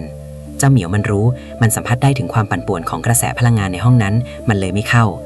ดังนั้นถ้าเองอยากรู้ว่าบ้านเองหวงจุ้ยไหมไม่ต้องไปหาเข็มทิศที่ไหนดูเข็มทิศมีชีวิตของเองนี่แหละถ้ามันนอนหลับปุ๋ยหงายท้องโชว์พุงกลางบ้านแปลว่าบ้านเองร่มเย็นเป็นสุขปลอดภัยจากสิ่งชั่วร้ายแต่ถ้ามันนอนระแวดระวังหูตั้งตลอดหรือชอบไปหลบตามซอกหลืบเองต้องพิจารณาบ้านตัวเองใหม่แล้วนะแล้วทีนี้มันมีอีกพฤติกรรมหนึ่งที่น่ารักแต่ก็น่าขนลุกพอกันคือการที่แมวมันไม่ได้นอนไม่ได้ขู่แต่เล่นกับความว่างเปล่าเคยเห็นไหมลูกแมววิ่งไล่จับอะไรสักอย่างกลางอากาศกระโดดตบแมลงที่ไม่มีตัวตนหรือทำท่าเหมือนมีใครเกาพุงให้จนมันนอนบิดไปมาอย่างมีความสุขทั้งที่ในห้องมีแค่มันตัวเดียวมันเล่นกับใครเพื่อนในจินตนาการหรือเพื่อนที่เองมองไม่เห็นแต่เขาเอ็นดูมันในตอนหน้ายายจะพาไปดูเรื่องราวของกุมารทองกับแมวเหมียวและมิตรภาพข้ามภพภูมิที่อาจจะเกิดขึ้นในบ้านเองโดยไม่รู้ตัวเองอาจจะคิดว่าเลี้ยงแมวตัวเดียวแต่จริงๆแล้วเองอาจจะกำลังเลี้ยงเด็กอีกคนไว้ด้วยก็ได้เองเคยเห็นไหมในยามบ่ายที่แดดร่มลมตกหรือดึกสงัดที่เงียบเชียบจู่ๆแมวของเองที่นั่งเลียขนอยู่ดีๆก็ลุกพรวดพราดขึ้นมาตาเบิกโพลงเป็นสีดำสนิทแล้วเริ่มเล่นกับความว่างเปล่าไม่ใช่การวิ่งไล่จับแมลงหรือจิ้งจกนะลูกแต่เป็นการเล่นที่ดูมีปฏิสัมพันธ์โต้ตอบอย่างน่าประหลาดมันกระโดดตบอากาศเหมือนมีใครแกว่งไม้ล่อแมวอยู่ตรงหน้ามันวิ่งไล่กวดสิ่งที่มองไม่เห็นไปรอบห้องแล้วก็หยุดกึกนอนหงายท้องกลิ้งไปกลิ้งมาทำขาตะกายอากาศเหมือนกำลังกอดรัดฟัดเหวี่ยงกับเพื่อนเล่นที่ตัวเท่าๆกันหรือบางที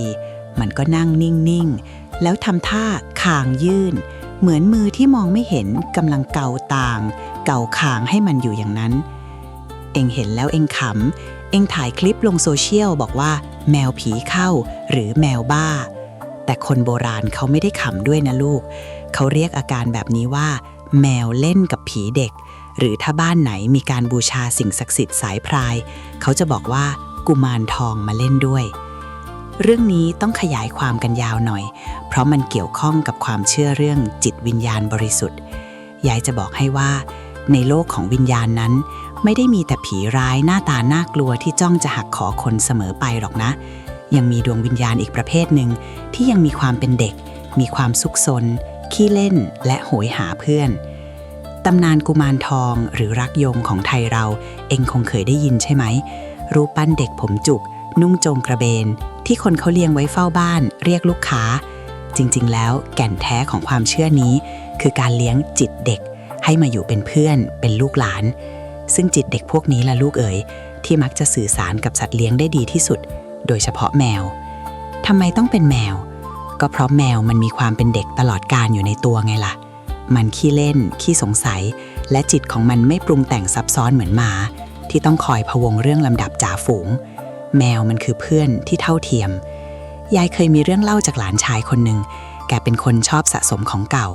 แกไปเช่าบูชากุมารทององค์เก่าแก่มาจากวัดร้างทางอยุธยา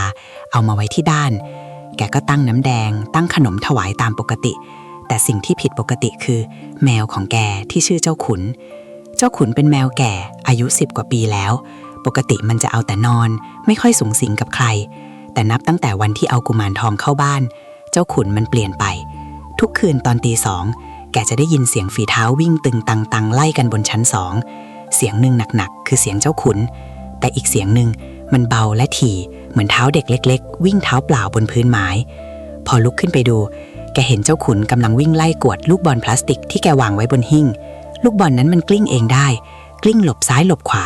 เจ้าขุนก็กระโดดตะครุบอย่างสนุกสนานไม่มีความกลัวแม้แต่นิดเดียวแถมบางทียังส่งเสียงร้องแอลแอลเสียงเล็กเสียงน้อยเหมือนคุยกับเด็กที่น่าขนลุกบนน่ารักคือมีอยู่วันหนึ่งแกแอบดูเจ้าขุนนอนอยู่บนเก้าอี้โยกจู่ๆเก้าอี้มันก็ก่อยเองเบาๆเอียดเอียดและเจ้าขุนก็นอนหลับตาพลิ้มหางแกว่งไปมาอย่างสบายใจเหมือนมีใครมาไกวเปลกล่อมให้นอน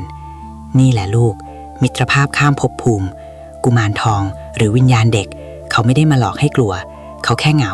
เขาอยากมีเพื่อนเล่นและแมวที่มีตาที่3หรือสัมผัสที่6ก็มองเขาเป็นเพื่อนเล่นธรรมดาไม่ใช่สิ่งที่น่าหวาดกลัวในทางวิทยาศาสตร์เราอาจจะมองว่านี่คือพฤติกรรม predatory play หรือการเล่นเพื่อฝึกทักษะการล่าซึ่งแมวสามารถจินตนาการเหยื่อขึ้นมาเองได้เมื่อมันเบื่อสมองของแมวจะหลั่งสารโดปามีนออกมาทำให้มันรู้สึกตื่นเต้นและมีความสุขกับการไล่จับเงาหรือฝุ่นละอองเล็กๆที่ลอยผ่านแต่สิ่งที่วิทยาศาสตร์ยังอธิบายได้ไม่ชัดเจนคือปฏิกิริยาทางกายภาพของวัตถุรอบข้างที่แมวเล่นด้วยอย่างลูกบอลที่กลิ้งย้อนสอนขึ้นเนินหรือของเล่นที่แกว่งไกวเองโดยไม่มีลมพัดตรงนี้แหละที่ช่องว่างระหว่างความจริงกับความเชื่อมันเริ่มพร่ามัวแล้วถ้าแมวบ้านเองเล่นกับความว่างเปล่าแล้วทำท่าทางแปลกๆล่ะเช่นเล่นอยู่แล้วจู่ๆก็ชะงักขนพองแล้วขู่ฝ่อหรือวิ่งหนีหางจุกตูดไปหลบใต้เตียงอันนี้ให้ระวังนะลูกเพราะเพื่อนเล่นคนนั้นอาจจะไม่ใช่เด็กน้อยแสนซนหรือกุมารทองใจดีแต่อาจจะเป็นสัมภเวสีหรือวิญญาณเร่ร่อนที่ผ่านมาแล้วเห็นแมวน่ารักเลยอยากจะแกล้งหรืออยากจะเข้าสิงสู่คนโบราณมีวิธีสังเกตง่ายๆคือดูที่หางและหูถ้าแมวเล่นแล้วหางตั้งตรงปลายงอเล็กน้อยหูตั้งชี้มาข้างหน้าแปลว่ามันสนุกปลอดภัยเพื่อนที่มาเล่นด้วยมาดีแต่ถ้าเล่นอยู่ดีๆแล้วหางจุกก้นหูลู่แนบหัวหรือตาเบิกโพลงจนเห็นแต่ตาดำแล้วจ้องเขม็งไปที่จุดเดียวโดยไม่ขยับนั่นแปลว่าวงแตกแล้วลูกเอ๋ยตัวใครตัวมันมีเคล็ดลับอีกอย่างที่ยายอยากบอกเวลาเองเห็นแมวเล่นคนเดียวแล้วดูมีความสุขอย่าไปทักอย่าไปดุหรืออย่าไปตะโกนถามว่าเล่นกับใครเพราะโบราณถือว่าเป็นการขัดจังหวะสิ่งศักดิ์สิทธิ์หรือทำให้วิญญาณตกใจเดี๋ยวเขาจะโกรธเอาให้ปล่อยไปตามธรรมชาติหรือถ้ากลัวจริงๆให้ค่อยๆเปิดไฟให้สว่างแล้วแผ่เมตตาในใจเงียบๆก็พอการที่แมวเห็นสิ่งที่เราไม่เห็นแล้วตอบสนองด้วยความเป็นมิตรนั่นอาจเป็นเครื่องยืนยันที่ดีที่สุดว่าวิญญาณที่อยู่ในบ้านเองนั้นเขาอยู่เย็นเป็นสุขและเป็นมิตรกับสิ่งมีชีวิตในบ้านแต่ความสามารถในการมองเห็นและรับรู้ของแมวไม่ได้มีไว้แค่เล่นสนุกหรือหาเพื่อนแก้เหงาเท่านั้นนะลูกเพราะสัญชาตญาณที่ลึกซึ้งที่สุดของสัตว์ป่าคือสัญชาตญาณการเอาตัวรอดจากภัยพิบัติเองเคยได้ยินเรื่องเล่าสมัยสึนามิหรือแผ่นดินไหวไหมที่สัตว์ต่างๆพากันวิ่งหนีตายขึ้นที่สูงก่อนที่คลื่นยักษ์จะมาถึงเป็นชั่วโมงแมวก็เป็นหนึ่งในนั้นและการเห็นของมันในครั้งหน้าที่จะเล่านี้ไม่ใช่เห็นผีแต่เห็นความตายที่กำลังคืบคลานเข้ามาในรูปแบบของภัยธรรมชาติถ้าวันดีคืนดีแมวแม่ลูกอ่อนในบ้านเองจู่ๆก็คาบลูกหนีออกจากรังที่เองจัดให้ดีไปซ่อนในที่ที่เองคาดไม่ถึงหรือแมวที่เคยนอนนิ่งๆจู่ๆก็พยายามตะกุยหน้าต่างจะออกไปข้างนอกอย่างบ้าคลั่งอย่าเพิ่งคิดว่ามันดื้อนะลูกเพราะนั่นอาจจะเป็นคำเตือนสุดท้ายก่อนที่หายนะจะมาเยือนบ้านเอง ลางบอกเหตุวิบัติและการอพยพด่วนจากตอนที่แล้วที่เราคุยกันเรื่องแมวเล่นกับเพื่อนที่มองไม่เห็นอันนั้นยังดูน่ารักน่าเอ็นดูนะแต่สิ่งที่ยายจะเล่าตอนนี้คือพฤติกรรมที่เปลี่ยนไปอย่างสิ้นเชิงจากแมวขี้เล่นกลายเป็นแมวที่ตื่นตระหนกหวาดกลัวและพยายามจะบอกอะไรบางอย่างกับเจ้าของเอ็งเคยสังเกตไหมช่วงก่อนฝนจะตกหนักพายุจะเข้าหรือก่อนจะมีเหตุเพศภัยใหญ่ๆแมวมักจะมีอาการกระสับกระส่ายเดินวนไปวนมาร้องเสียงต่ำๆหรือพยายามหาทางออกจากบ้านหรือในทางกลับกันพยายามมุดเข้าไปซ่อนในที่ที่ลึกที่สุดคนโบราณเขาเรียกว่าลางบอกเหตุหรือแมวตื่นเข็นเชื่อกันว่าสัตว์พวกนี้มีเทพสังหรณ์รู้ว่าพระแม่ธรณีจะพิโรธ หรือรู้ว่าชะตาของบ้านหลังนั้นกำลังจะขาดชะตาขาดในที่นี้หมายถึงบ้านจะพังไฟจะไหม้หรือจะเกิดเรื่องร้ายแรงเรื่องที่ชัดเจนที่สุดและคนเฒ่าคนแก่ถือกันนักคือเรื่องแมวคาบลูกหนียายจำได้แม่นสมัยยายเป็นสาวรุ่นที่หมู่บ้านมีไฟไหม้ใหญ่ต้นเพลิงมาจากบ้านยายสายหยุดแกเลี้ยงแมวไทยไว้ครอกหนึ่งเพิ่งคลอดลูกได้ 3-4 วันคืนก่อนเกิดเหตุยายสายหยุดแกบ่นให้ฟังว่าอีเหมียวมันเป็นบ้าอะไรไม่รู้คาบลูกทีละตัววิ่งฝาความมืดออกไปไว้ที่ยุ้งข้าวหลังบ้านพอจับลูกมันกลับมาใส่ตะกร้าเผลอแป๊บเดียวมันก็คาบกลับไปที่ยุ้งข้าวอีกทำแบบนี้ทั้งคืนจนไม่ได้หลับได้นอนยายสายหยุดแกโมโหนึกว่าแมวมันรำคาญคนแต่หารู้ไม่ว่านั่นคือความพยายามครั้งสุดท้ายที่มันจะช่วยชีวิตเผ่าพันธุ์ของมันเช้ามืดวันนั้นเองไฟลัดวงจรไหม้บ้านแกวอดทั้งหลังโชคดีที่แกหนีทันแต่ข้าวของเสียหายหมดส่วนอีเหมียวกับลูกๆรอดปลอดภัยอยู่ในยุ้งข้าวที่ห่างออกไปทำไมมันถึงรู้มันเห็นอนาคตเหรอถ้าเอาตามวิทยาศาสตร์นะลูกไม่ใช่เรื่องอิทธิฤทธิปาฏิหาริย์อะไรหรอกแต่มันคือเรื่องของประสาทสัมผัสที่ไวเหนือมนุษย์ต่างหากหนึ่งเลยคือการได้ยินคลื่นความถี่ต่ำอินฟราซาวด์ภัยธรรมชาติหลายอย่างเช่นแผ่นดินไหวการเลื่อนตัวของชั้นหินหรือแม้แต่โครงสร้างบ้านที่กำลังจะทรุดตัวมันจะส่งคลื่นเสียงความถี่ต่ำมากๆออกมาก่อนที่จะเกิดเหตุจริงมนุษย์เราไม่ได้ยินหรอกแต่แมวได้ยินมันรู้ว่าพื้นดินใต้เท้ามันกำลังสั่นสะเทือนมันรู้ว่าเสาบ้านกำลังลั่นเอียดอาร์ตในระดับโมเลกุล 2. คือการรับรู้แรงกดอากาศ barometric pressure ก่อนพายุใหญ่จะมาแรงกดอากาศจะเปลี่ยนแปลงหัวภาพหูชั้นในของแมวไวต่อเรื่องนี้มากมันจะรู้สึกปวดหูอัดเหมือนเวลาเราขึ้นเครื่องบินแล้วหูอื้อแต่มันทรมานกว่าเยอะมันเลยต้องวิ่งพล่านหาที่หลบหรือหาที่ที่แรงดันอากาศสมดุลและ 3. อันนี้น่ากลัวที่สุดคือจมูกของมันในกรณีไฟไหม้ก่อนที่ไฟจะลุกโชนจนเราเห็นเปลวเพลิงหรือได้ยินเสียงเปรียบปะสายไฟที่เริ่มร้อนจัดฉนวนยางที่เริ่มละลายหรือแก๊สที่รั่วซึมออกมาเพียงเล็กน้อยมันส่งกลิ่นเคมีจางๆออกมาแล้วจมูกแมวที่ไวต่อกลิ่นพวกนี้เหมือนที่ยายเล่าไปในตอนต้นๆจะรับรู้ได้ทันทีว่าอากาศเป็นพิษ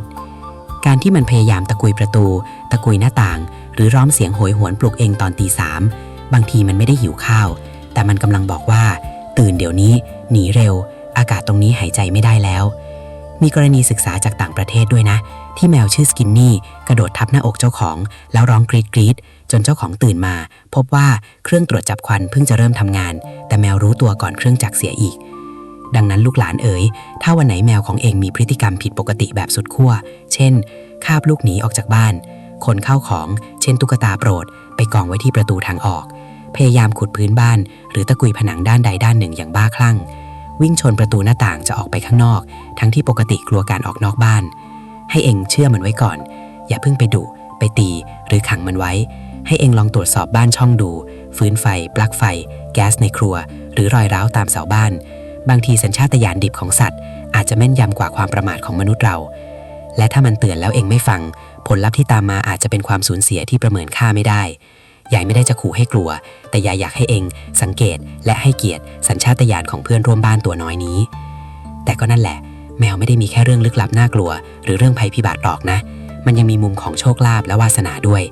เองเคยได้ยินคำโบราณที่ว่าแมวมาหาหมามาสู่ไหมแล้วถ้าจู่ๆวันหนึ่งมีแมวจรจัดหน้าตาแปลกๆเดินดุ่มๆเข้ามาในบ้านเองแล้วไม่ยอมออกไปมันหมายความว่ายังไงมันมาขออยู่ด้วยมันหลงทางหรือมันนำบางอย่างติดตัวมาด้วยอาคันตุกะ4 ขาและรหัสลับแห่งโชคลาภตะกี้เราคุยกันค้างไว้เรื่องแมวหนีภัยพิบัติใช่ไหมแต่พายุฝนมันก็ไม่ได้ตกทุกวันหรอกจริงไหมล่ะเรื่องที่เกิดขึ้นบ่อยกว่าพายุก็คือเรื่องของแขกแปลกหน้านี่แหละเอ็งเคยได้ยินคำคนโบราณเขาพูดกันไหมว่าแมวมาหาหมามาสู่คำนี้ศักดิ์สิทธิ์นะลูกไม่ใช่พูดกันเล่นๆมันหมายถึงนิมิตหมายของการเปลี่ยนแปลงที่กำลังจะก้าวเท้าเข้ามาในบ้านเองพร้อมกับอุ้งเท้าเล็กๆคู่หนึ่งลองนึกภาพดูนะวันดีคืนดีเองกำลังนั่งกินข้าวหรือนั่งตากลมอยู่หน้าบ้านจู่ๆก็มีแมวจากที่ไหนไม่รู้เดินหน่วยนาฏเข้ามา ไม่ใช่เดินแบบกล้ากลัวๆนะแต่เดินเข้ามาแบบเจ้าของบ้านเลย เดินมาดมขาเองเดินไปสำรวจครัวแล้วก็นอนแหมะลงกลางบ้านหน้าตาเฉยไล่ก็ไม่ไปอุ้มออกไปวางหน้าบ้านเดี๋ยวก็เดินกลับเข้ามาอีกคนสมัยใหม่คงบอกว่าอ้าวก็มันหิวนะสิหรือมันหลงทางมาก็ถูกของเขาแต่ในตำราพรหมชาติและคติความเชื่อไทยโบราณ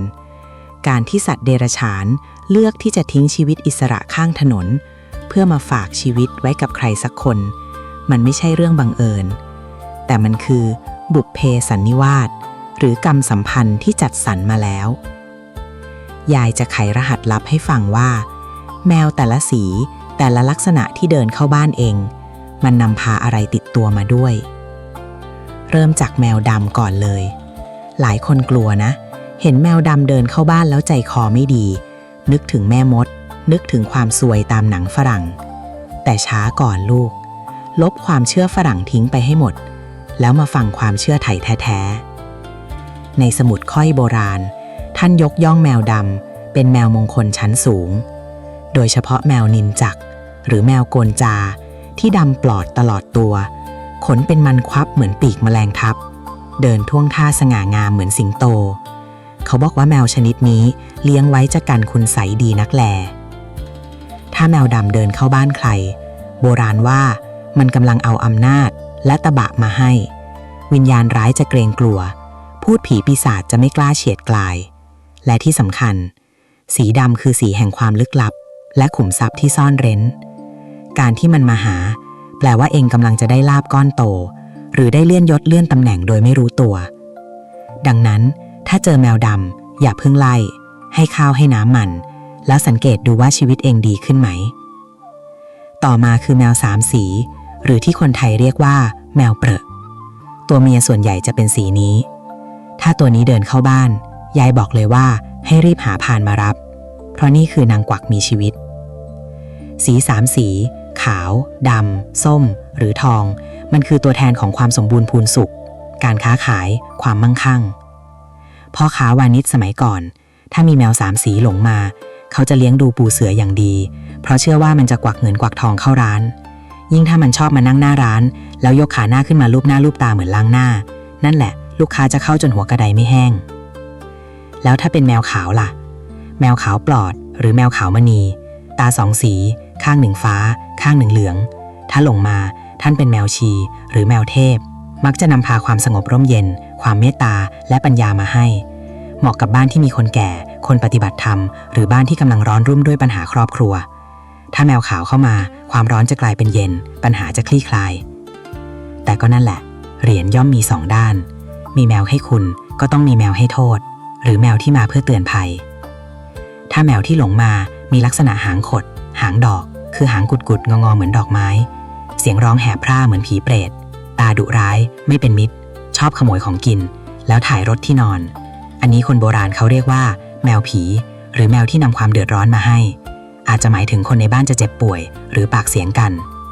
แต่วิธีแก้ไม่ใช่การไปตีหรือเอาน้ำร้อนสาดนะลูกนั่นจะเป็นการสร้างเวรกรรมเพิ่มวิธีแก้คือให้ทำทานให้ข้าวมันกินแต่อย่ารับเลี้ยงไว้ในเรือนให้ออกไปกินนอกเรือนแล้วแผ่เมตตาบอกกล่าวว่าถ้าเจ้ามาดีขอให้อยู่ถ้ามาร้ายขอให้ไปสัตว์พวกนี้มันมีเซนส์นะถ้าเราจิตใจดีแต่มั่นคงมันจะแพ้ภัยตัวเองแล้วเดินจากไปเองทีนี้นอกจากการดูสีดูลักษณะแล้วสิ่งที่สำคัญกว่าคือจังหวะเวลาที่มันมาถ้าแมวมาหาในวันที่เองกำลังตกต่ำสุดขีดกำลังหมดหวังหรือเพิ่งเสียของรักไปให้รู้ไว้เถิดว่าเบื้องบนเขาส่งเพื่อนยากมาดามใส่เองแมวพวกนี้มักจะมีนิสัยขี้อ้อนผิดปกติมันจะทำทุกวิธีทางให้เองยิ้มได้ให้เองลุกขึ้นมาสู้ต่อมันไม่ได้แค่มาขอข้าวกินแต่มันมาเพื่อซ่อมแซมวิญญาณของเองยายเคยมีหลานสาวคนหนึ่งอกหักรักคุดร้องไห้จะเป็นจะตายอยู่ดีๆมีลูกแมวจรจัดตัวมอมแมมผอมแห้งจนเห็นซี่โครงเดินโซซัดโซเซมาล้มพับที่หน้าประตูห้องหลานสาวยายสงสารเลยต้องลุกมาเช็ดตัวป้อนนมป้อนข้าวมัวแต่ยุ่งกับการยื้อชีวิตแมวจนลืมเรื่องผู้ชายที่ทิ้งไปพอแมวรอดตัวเองก็รอดจากความเศร้าด้วยกลายเป็นว่าได้แมวเป็นลูกและได้ชีวิตใหม่คืนมาในทางวิทยาศาสตร์เขาเรียกว่า Pet Therapy หรือสัตว์บำบัดการมีสิ่งมีชีวิตที่พึ่งพาเรามันทำให้เรารู้สึกว่าตัวเองมีค่า Self First และมีเป้าหมายในการตื่นนอนตอนเช้า ดังนั้นถ้าคืนนี้หรือพรุ่งนี้เช้ามีแมวแปลกหน้ามายืนจ้องหน้าเองที่หน้าประตูแล้วร้องเมี้ยวยาวๆอย่าเพิ่งรีบปิดประตูใส่ลองมองลึกเข้าไปในตาของมันดูสิลูกบางที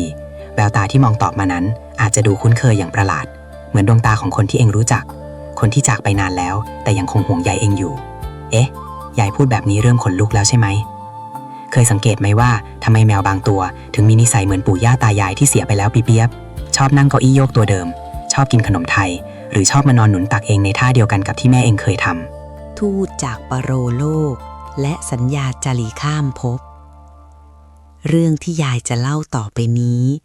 มันอาจจะทำให้พวกเองมองเจ้าเหมียวที่นอนหงายท้องอยู่ตรงนั้นเปลี่ยนไปตลอดกาลจากตอนที่แล้วที่เราคุยกันเรื่องแมวหลงทางว่าอาจเป็นโชคลาภหรือเพื่อนยามยากแต่มีอีกมิติหนึ่งที่คนไทยเราเชื่อถือกันมาเนิ่นนานคือเรื่องของเวียนว่ายตายเกิดและสายใยความผูกพันเอ็งเคยได้ยินเรื่องเล่าประเภทนี้ไหมที่ว่าคุณตาสิ้นบุญไปได้ไม่นานจู่ๆที่บ้านก็มีแมวตัวผู้ท่าทางสุขุมนุ่มลึกเข้ามาอยู่หรือลูกแมวที่เพิ่งเกิดในบ้านมีปานแดงปานดำตำแหน่งเดียวกับที่เคยป้ายไว้บนศพญาติผู้ใหญ่คนโบราณเขาไม่มองว่านี่เป็นเรื่องบังเอิญนะเขาเชื่อว่าจิตสุดท้ายก่อนตายนั้นสำคัญนักถ้าจิตนั้นยังมีความห่วงใยยังมีความกังวลหรือยังตัดไม่ขาดจากลูกหลานดวงจิตนั้นอาจจะยังไม่ไปเกิดในภพภูมิที่ไกลออกไปแต่จะเลือกหรือถูกดึงดูดให้มาเกิดในร่างของสิ่งมีชีวิตที่อยู่ใกล้ชิดที่สุดเพื่อจะได้เฝ้ามองดูคนที่รักต่อไปและแมวก็คือร่างทรงยอดนิยมที่สุดร่างหนึ่งทำไมนะหรอก็เพราะแมวเป็นสัตว์ที่มีอิสระเข้าออกบ้านได้ทุกซอกทุกมุมได้รับความรักความเมตตาและได้นอนบนตักได้รับไออุ่นจากมนุษย์มันเป็นสถานะที่ใกล้ชิดที่สุดที่วิญญาณจะสัมผัสได้ยายมีเรื่องจริงจากเพื่อนบ้านยายเองแกชื่อป้าสมรสามีแกคือลุงทิมแกเสียไปด้วยโรคชราลุงทิมแกมีนิสัยอยู่อย่างหนึ่งคือทุกเช้าแกจะชอบมานั่งที่เก้าอี้หวายตัวเก่าหน้าบ้านจิบกาแฟแล้วเคาะนิ้วกับที่วางแขนเป็นจังหวะก๊อกก๊อกก๊อกพอแกเสียไปเก้าอี้ตัวนั้นก็ว่างเปล่าไม่มีใครกล้านั่งจนกระทั่งวันหนึ่งป้าสมรแกรับแมวลายสลิดตัวหนึ่งมาเลี้ยงชื่อเจ้าบุญทิ้งเชื่อไหมลูกเช้าวันแรกที่เจ้าบุญทิ้งมาอยู่มันเดินตรงไปที่เก้าอี้หวายตัวนั้นกระโดดขึ้นไปนั่งในท่าเดียวกันกับลุงทิมเปียบคือนั่งยืดขาหลังแล้วเอาขาหน้าวางพาดที่วางแขนแล้วที่น่าขนลุกที่สุดคือมันกระดิกหางเคาะกับเก้าอี้หวายดังก๊อกก๊อกก๊อกจังหวะเดียวกับที่ลุงทิมแกเคยเคาะนิ้วป้าสมรแกเห็นแล้วน้ำตาไหลพรากแกเดินเข้าไปลูบหัวมันแล้วเรียกพี่ทิมเจ้าแมวตัวนั้นก็หันมาสบตาแล้วร้องรับแมวเสียงทุ้มๆเหมือนคนแก่รับคำในทางวิทยาศาสตร์เราอาจจะมองว่านี่คือเรื่องของความบังเอิญหรือการจดจำพฤติกรรมมิมิครีสัตว์เลี้ยงอาจจะเรียนรู้กิจวัตรจากมนุษย์หรือซึมซับบรรยากาศในบ้านแต่สิ่งที่วิทยาศาสตร์ตอบไม่ได้คือแววตาดวงตาคือหน้าต่างของหัวใจและในกรณีนี้มันคือหน้าต่างของดวงวิญญาณเอ็งลองจ้องตาแมวที่บ้านเองดูดีๆเวลาที่มันมองเองด้วยความรักความอาทรมันมีแววตาบางอย่างที่ลึกซึ้งเกินกว่าจะเป็นแค่สัตว์เดรัจฉานไหมมันมีความเข้าใจมีความรู้เท่าทันอารมณ์เองเหมือนคนที่รู้จักเองมาทั้งชีวิตหรือเปล่าถ้าใช่ก็เป็นไปได้ว่าสัญญาใจในอดีตชาติหรือความผูกพันข้ามภพภูมิได้นำพาเขาให้กลับมาหาเองอีกครั้งในรูปลักษณ์ไหนและไม่ใช่แค่ญาติผู้ใหญ่นะลูกบางทีอาจจะเป็นลูกกอกหรือเด็กที่บุญน้อยไม่ได้เกิดมาเกิดเป็นแมวเพื่อให้แม่ได้เลี้ยงดูทดแทนยายเคยเห็นแม่ที่แท้งลูกแล้วต่อมาเลี้ยงแมวรักแมวเหมือนลูกอาบน้ำแต่งตัวป้อนข้าวป้อนน้ำพูดคุยภาษาคนแล้วแมวมันก็ฟังรู้เรื่องทุกคำทำตัวเรียบร้อยเหมือนเด็กดีไม่สนไม่ดื้อคนโบราณเขาถือว่าการเลี้ยงดูสัตว์พวกนี้ให้ดีเป็นการใช้หนี้กรรมและสร้างบุญใหม่ร่วมกันถ้าเองดูแลเขาดีในชาตินี้ ชาติหน้าเขาอาจจะได้เกิดเป็นคนเป็นลูกเป็นหลานเองจริงๆก็ได้แต่มีข้อควรระวังนะลูกการยึดติดมากเกินไปก็ไม่ดีทั้งคนและผีทั้งคนและแมวถ้าแมวตัวนั้นมีวิญญาณคนตายมาสิงสู่หรือมาเกิดจริงสิ่งที่เองต้องทำคือทำบุญอุทิศส่วนกุศลให้เขาบ่อยๆบอกเขาให้เขาไปสู่ภพภูมิที่ดีกว่าไม่ต้องห่วงทางนี้เพราะการที่วิญญาณติดอยู่ในร่างแมวนานๆมันทรมานนะลูกพูดก็ไม่ได้จะบอกรักก็ทำได้แค่เอาหัวมาถูจะบอกเตือนภัยก็ทำได้แค่ร้องมิวมิวมันเป็นความทุกข์ระทมในอีกรูปแบบหนึ่งและที่สำคัญหน้าที่ของแมวที่เห็นในสิ่งที่เราไม่เห็นและมีวิญญาณบรรพบุรุษคุ้มครองอยู่ไม่ได้มีแค่การมานั่งให้เองกอดเฉยๆหรอกนะแต่มันมีภารกิจที่ยิ่งใหญ่กว่านั้นรออยู่ในยามค่ำคืนเมื่อตะวันลับฟ้าและเงาแห่งราตรีการเคลือบคลานเข้ามา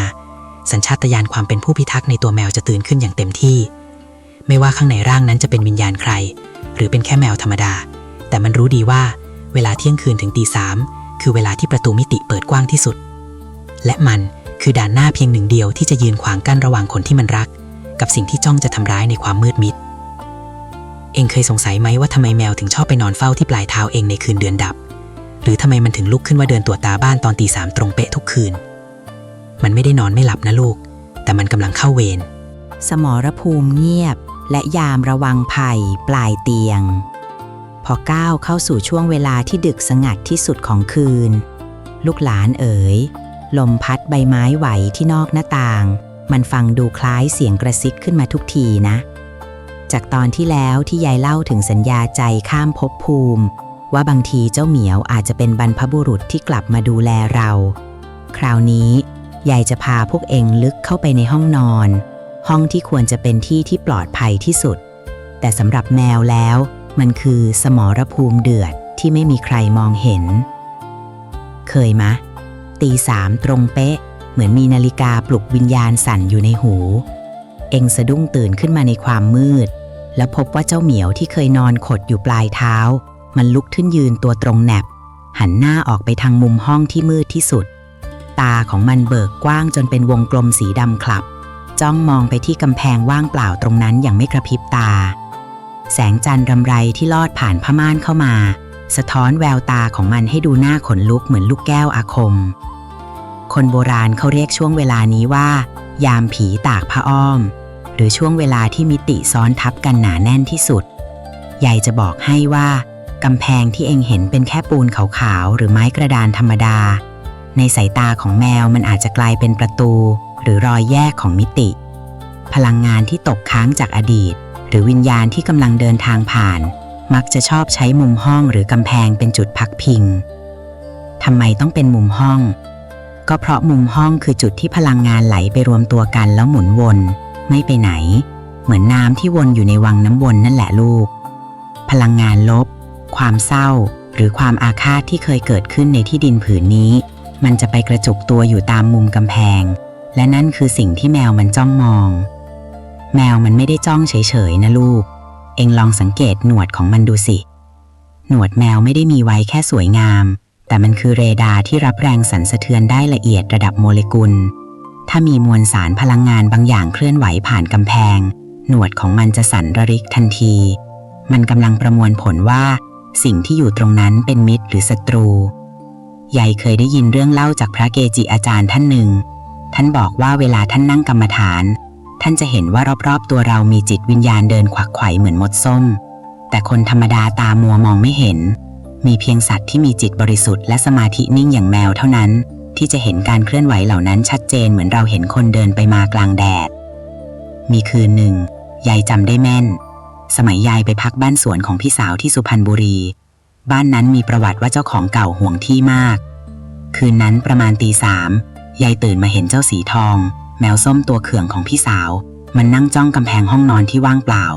แต่มันไม่ได้แค่นั่งเฉยๆมันเริ่มเดินวนเป็นวงกลมรอบเตียงยายเดินช้าๆอย่างมั่นคงสายตามันยังจับอยู่ที่มุมห้องตลอดเวลาสักพักมันเริ่มส่งเสียงขู่แห่เสียงเล็กๆในลำคอแล้วพุ่งตัวไปตะปบอากาศตรงหน้ากำแพงนั้นอย่างแรงยายเห็นกับตาว่าผ้าม่านที่แขวนอยู่ข้างกำแพงมันสะบัดพรึบเหมือนมีใครไปกระชากทั้งที่หน้าต่างปิดสนิทไม่มีลมสักนิด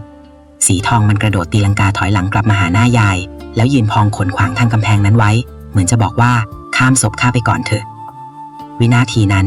ยายรู้ทันทีว่าสีทองมันกำลังสู้กับความหวงแหนของเจ้าของเก่าที่พยายามจะเข้ามาดูว่าใครมานอนทับที่ท่านการต่อสู้นั้นไม่มีเสียงดาบกระทบกันไม่มีคราบเลือดแต่คือการใช้อำนาจจิตและอำนาจรังสีของแมวผู้พิทักษ์ขับไล่พลังงานลบออกไปและรู้ไหมลูกหลังจากสีทองตะปบอากาศครั้งสุดท้ายมุมห้องที่เคยมืดสลัวและเย็นเยือกผิดปกติมันกลับดูสว่างขึ้นมาหน่อยๆและความรู้สึกอึดอัดที่หน้าอกของยายก็หายไปทันทีเจ้าสีทองมันกลับมาเดินคลอเคลียขาหน้ายายแล้วเลียขนเหมือนไม่มีอะไรเกิดขึ้นนี่แหละคือชัยชนะของผู้พิทักษ์ที่ไม่มีใครจารึกไว้ในประวัติศาสตร์พฤติกรรมการจ้องกำแพงในตอนกลางคืนจึงไม่ใช่เรื่องไร้สาระแต่มันคือการเฝ้ายามมันจ้องเพื่อไม่ให้สิ่งที่อยู่ในกำแพงหลุดรอดออกมาและจ้องเพื่อบอกให้เรารู้ตัวว่าบ้านเราไม่ได้มีแค่เรานะแต่ลูกหลานเอ๋ยนอกจากการปกป้องในระดับวิญญาณแล้วสิ่งหนึ่งที่แมวให้ความสำคัญไม่แพ้กันคือความสะอาดและความเป็นระเบียบของวิหารหรือก็คือบ้านของเองนั่นแหละเองรู้ไหมว่าสิ่งที่ดึงดูดวิญญาณร้ายหรือพลังงานต่ำๆได้ดีที่สุดคืออะไรมันคือความสกปรกความอับชื้นและฝุ่นละอองที่สะสมมานานนั่นเองการชำระล้างมลทนและการดูแลวิหารแห่งชีวิตจากตอนที่แล้วที่ใหญ่เล่าว่าแมวสู้กับวิญญาณที่มุมกำแพงยายอยากให้เองลองมองย้อนกลับมาที่กำแพงบ้านเองจริงๆดูสิตรงมุมนั้นมีหยากใยไหมมีฝุ่นเกาะหนาเป็นชั้นๆหรือเปล่าหรือใต้เตียงที่แมวชอบมุดเข้าไปมีซากแมลงหรือฝุ่นผงที่ทับถมกันมานานเท่าไหร่แล้วในทางไสยศาสตร์และความเชื่อโบราณฝุ่นและกลิ่นอับคืออาหารของสัมภเวสีและพลังงานฝ่ายต่ำสิ่งพวกนี้มันชอบเกาะกลิ่นความหมองหม่นถ้าบ้านไหนมืดทึบอากาศไม่ถ่ายเทและเต็มไปด้วยสิ่งสกปรกพลังงานของผู้พิทักษ์อย่างแมวจะอ่อนแรงลงลูกเอ๋ยเหมือนนักรบที่ต้องสู้ท่ามกลางหมอกควันที่มองไม่เห็นทางแมวมันจะเริ่มจ้องกำแพงบ่อยขึ้นไม่ใช่เพราะมันเห็นผีตัวใหม่นะลูกแต่เพราะมันเห็นกองทัพของความหมองหม่นที่กำลังก่อตัวขึ้นจากฝุ่นและสิ่งสกปรกที่พวกเองละเลยและไอ้ฝุ่นพวกนี้แหละที่เป็นตัวบดบังรัศมีในดวงตาของมันทำให้มันรับรู้กระแสพลังงานได้ไม่แม่นยำเหมือนเดิมยายเลยอยากจะบอกเคล็ดลับว่าการดูแลบ้านให้สะอาดไม่ใช่แค่เรื่องของสุขอนามัยแต่มันคือการชำระล้างมลทนให้ศักดิ์สิทธิ์อยู่เสมอสมัยก่อนเราใช้ไม้กวาดทางมะพร้าวใช้ผ้าขี้ริ้วชุบน้ำสะอาดเช็ดถูทุกซอกทุกมุมเพื่อให้พลังงานชีหรือลมปราณมันเดินสะดวก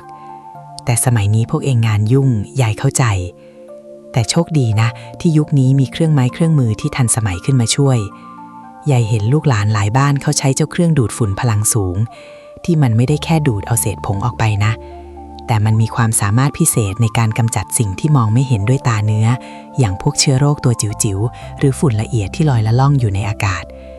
ซึ่งสิ่งพวกนี้แหละคือกายหยาบของพลังงานลบในบ้านการที่เองใช้เครื่องมือที่มีระบบกรองอากาศชั้นยอดหรือมีแสงสีฟ้าๆที่ช่วยทำลายเชื้อโรคที่ตกค้างตามพื้นและผนังมันเหมือนกับการที่เองช่วยเจ้าเหมียวถางให้โล่งขึ้นพอฝุ่นหายไปกลิ่นอับจางไปอากาศในบ้านก็จะเบาสบายขึ้นพลังงานของผู้พิทักษ์ก็จะกลับมาแข็งแกร่งลองสังเกตดูสิลูกวันไหนที่เองทำความสะอาดบ้านชุดใหญ่ดูดฝุ่นทุกซอกทุกมุมแม้แต่ในที่แคบๆที่แมวชอบไปนั่งเฝ้าวันนั้นแมวจะดูร่าเริงเป็นพิเศษ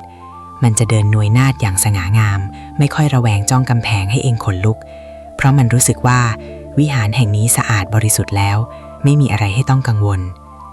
นอกจากนี้กลิ่นก็สำคัญนะลูกบ้านที่มีกลิ่นหอมสะอาดกลิ่นที่เป็นธรรมชาติจะช่วยดึงดูดสิ่งศักดิ์สิทธิ์ให้มาสถิตและปกป้องถ้าบ้านมีกลิ่นอับแมวจะทำหน้าที่หนักในการฟอกพลังงานแต่ถ้าบ้านหอมสดชื่นแมวจะได้พักผ่อนและสะสมตบะบารมีดังนั้นนะลูกหลานเอ๋ยรักแมวแล้วอย่าลืมรักบ้านด้วยจัดหาเครื่องมือดีๆมาช่วยเบาแรงในการดูแลความสะอาดพื้นบ้านและอากาศเถอะเลือกใช้เครื่องที่มันทำงานได้ลึกซึ้งถึงระดับที่ตาเรามองไม่เห็นให้มันช่วยกำจัดต้นตอของความหมองหม่นออกไปจากมุมกำแพงเหล่านั้นเสียพอบ้านเราสะอาดอากาศเราบริสุทธิ์จิตใจเราก็จะได้สงบนิ่งและเมื่อนั้นแหละสายสัมพันธ์ระหว่างเองกับเจ้าเหมียวจะยิ่งลึกซึ้งขึ้นเพราะเองไม่ได้เป็นแค่เจ้าของที่คอยป้อนข้าวแต่มันจะมองว่าเองคือสหายศึกที่ ที่ร่วมกันดูแลอาณาจักรแห่งนี้ให้ร่มเย็นเป็นสุขแต่ความลี้ลับของแมวไม่ได้จบแค่เรื่องความสะอาดและการจ้องกำแพงหรอกนะลูกเพราะเมื่อเรามีบ้านที่สะอาดและแมวที่แข็งแรงแล้วสิ่งต่อไปที่เองจะได้สัมผัสคือบทเรียนแห่งจิตวิญญาณที่สัตว์ตัวน้อยนี้จะสอนเองโดยไม่ต้องใช้คำพูดแม้แต่คำเดียววิถีแห่งความสงบและสายใยแห่งบุญสัมพันธ์หลังจากที่ยายพาพวกเองไปบุกป่าฝ่าดงเรื่องความเชื่อตื่นเต้นไปกับศึกปะทะวิญญาณและเรียนรู้เรื่องการทำบ้านให้เป็นวิหารที่สะอาดบริสุทธิ์ไปแล้วคราวนี้ยายอยากจะพากลับมาสู่สิ่งที่เรียบง่ายที่สุดแต่ลึกซึ้งที่สุดในความสัมพันธ์ระหว่างคนกับแมวเองเคยสังเกตไหมเวลาที่แมวมันจ้องกำแพงนิ่งๆบางทีมันไม่ได้ทำท่าขู่ไม่ได้วิ่งพล่านและไม่ได้ดูหวาดกลัวแต่มันนั่งนิ่งราวกับรูปปั้นหินแกะสลักหลับตาพริ้มเพียงครึ่งเดียวลมหายใจเข้าออกสม่ำเสมอจนดูเหมือนมันกำลังเข้าฌานหรือทำสมาธิอยู่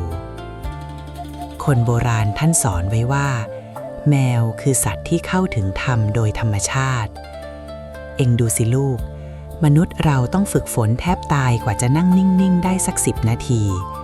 ใจเรามันว้าวุ่นคิดถึงเรื่องงานเรื่องเงินเรื่องรักวนเวียนไปมาเหมือนพายเรือในอ่างแต่เจ้าเหมียวเนี่ยมันสามารถนั่งอยู่ตรงนั้นได้เป็นชั่วโมงโดยไม่ขยับเขยื้อน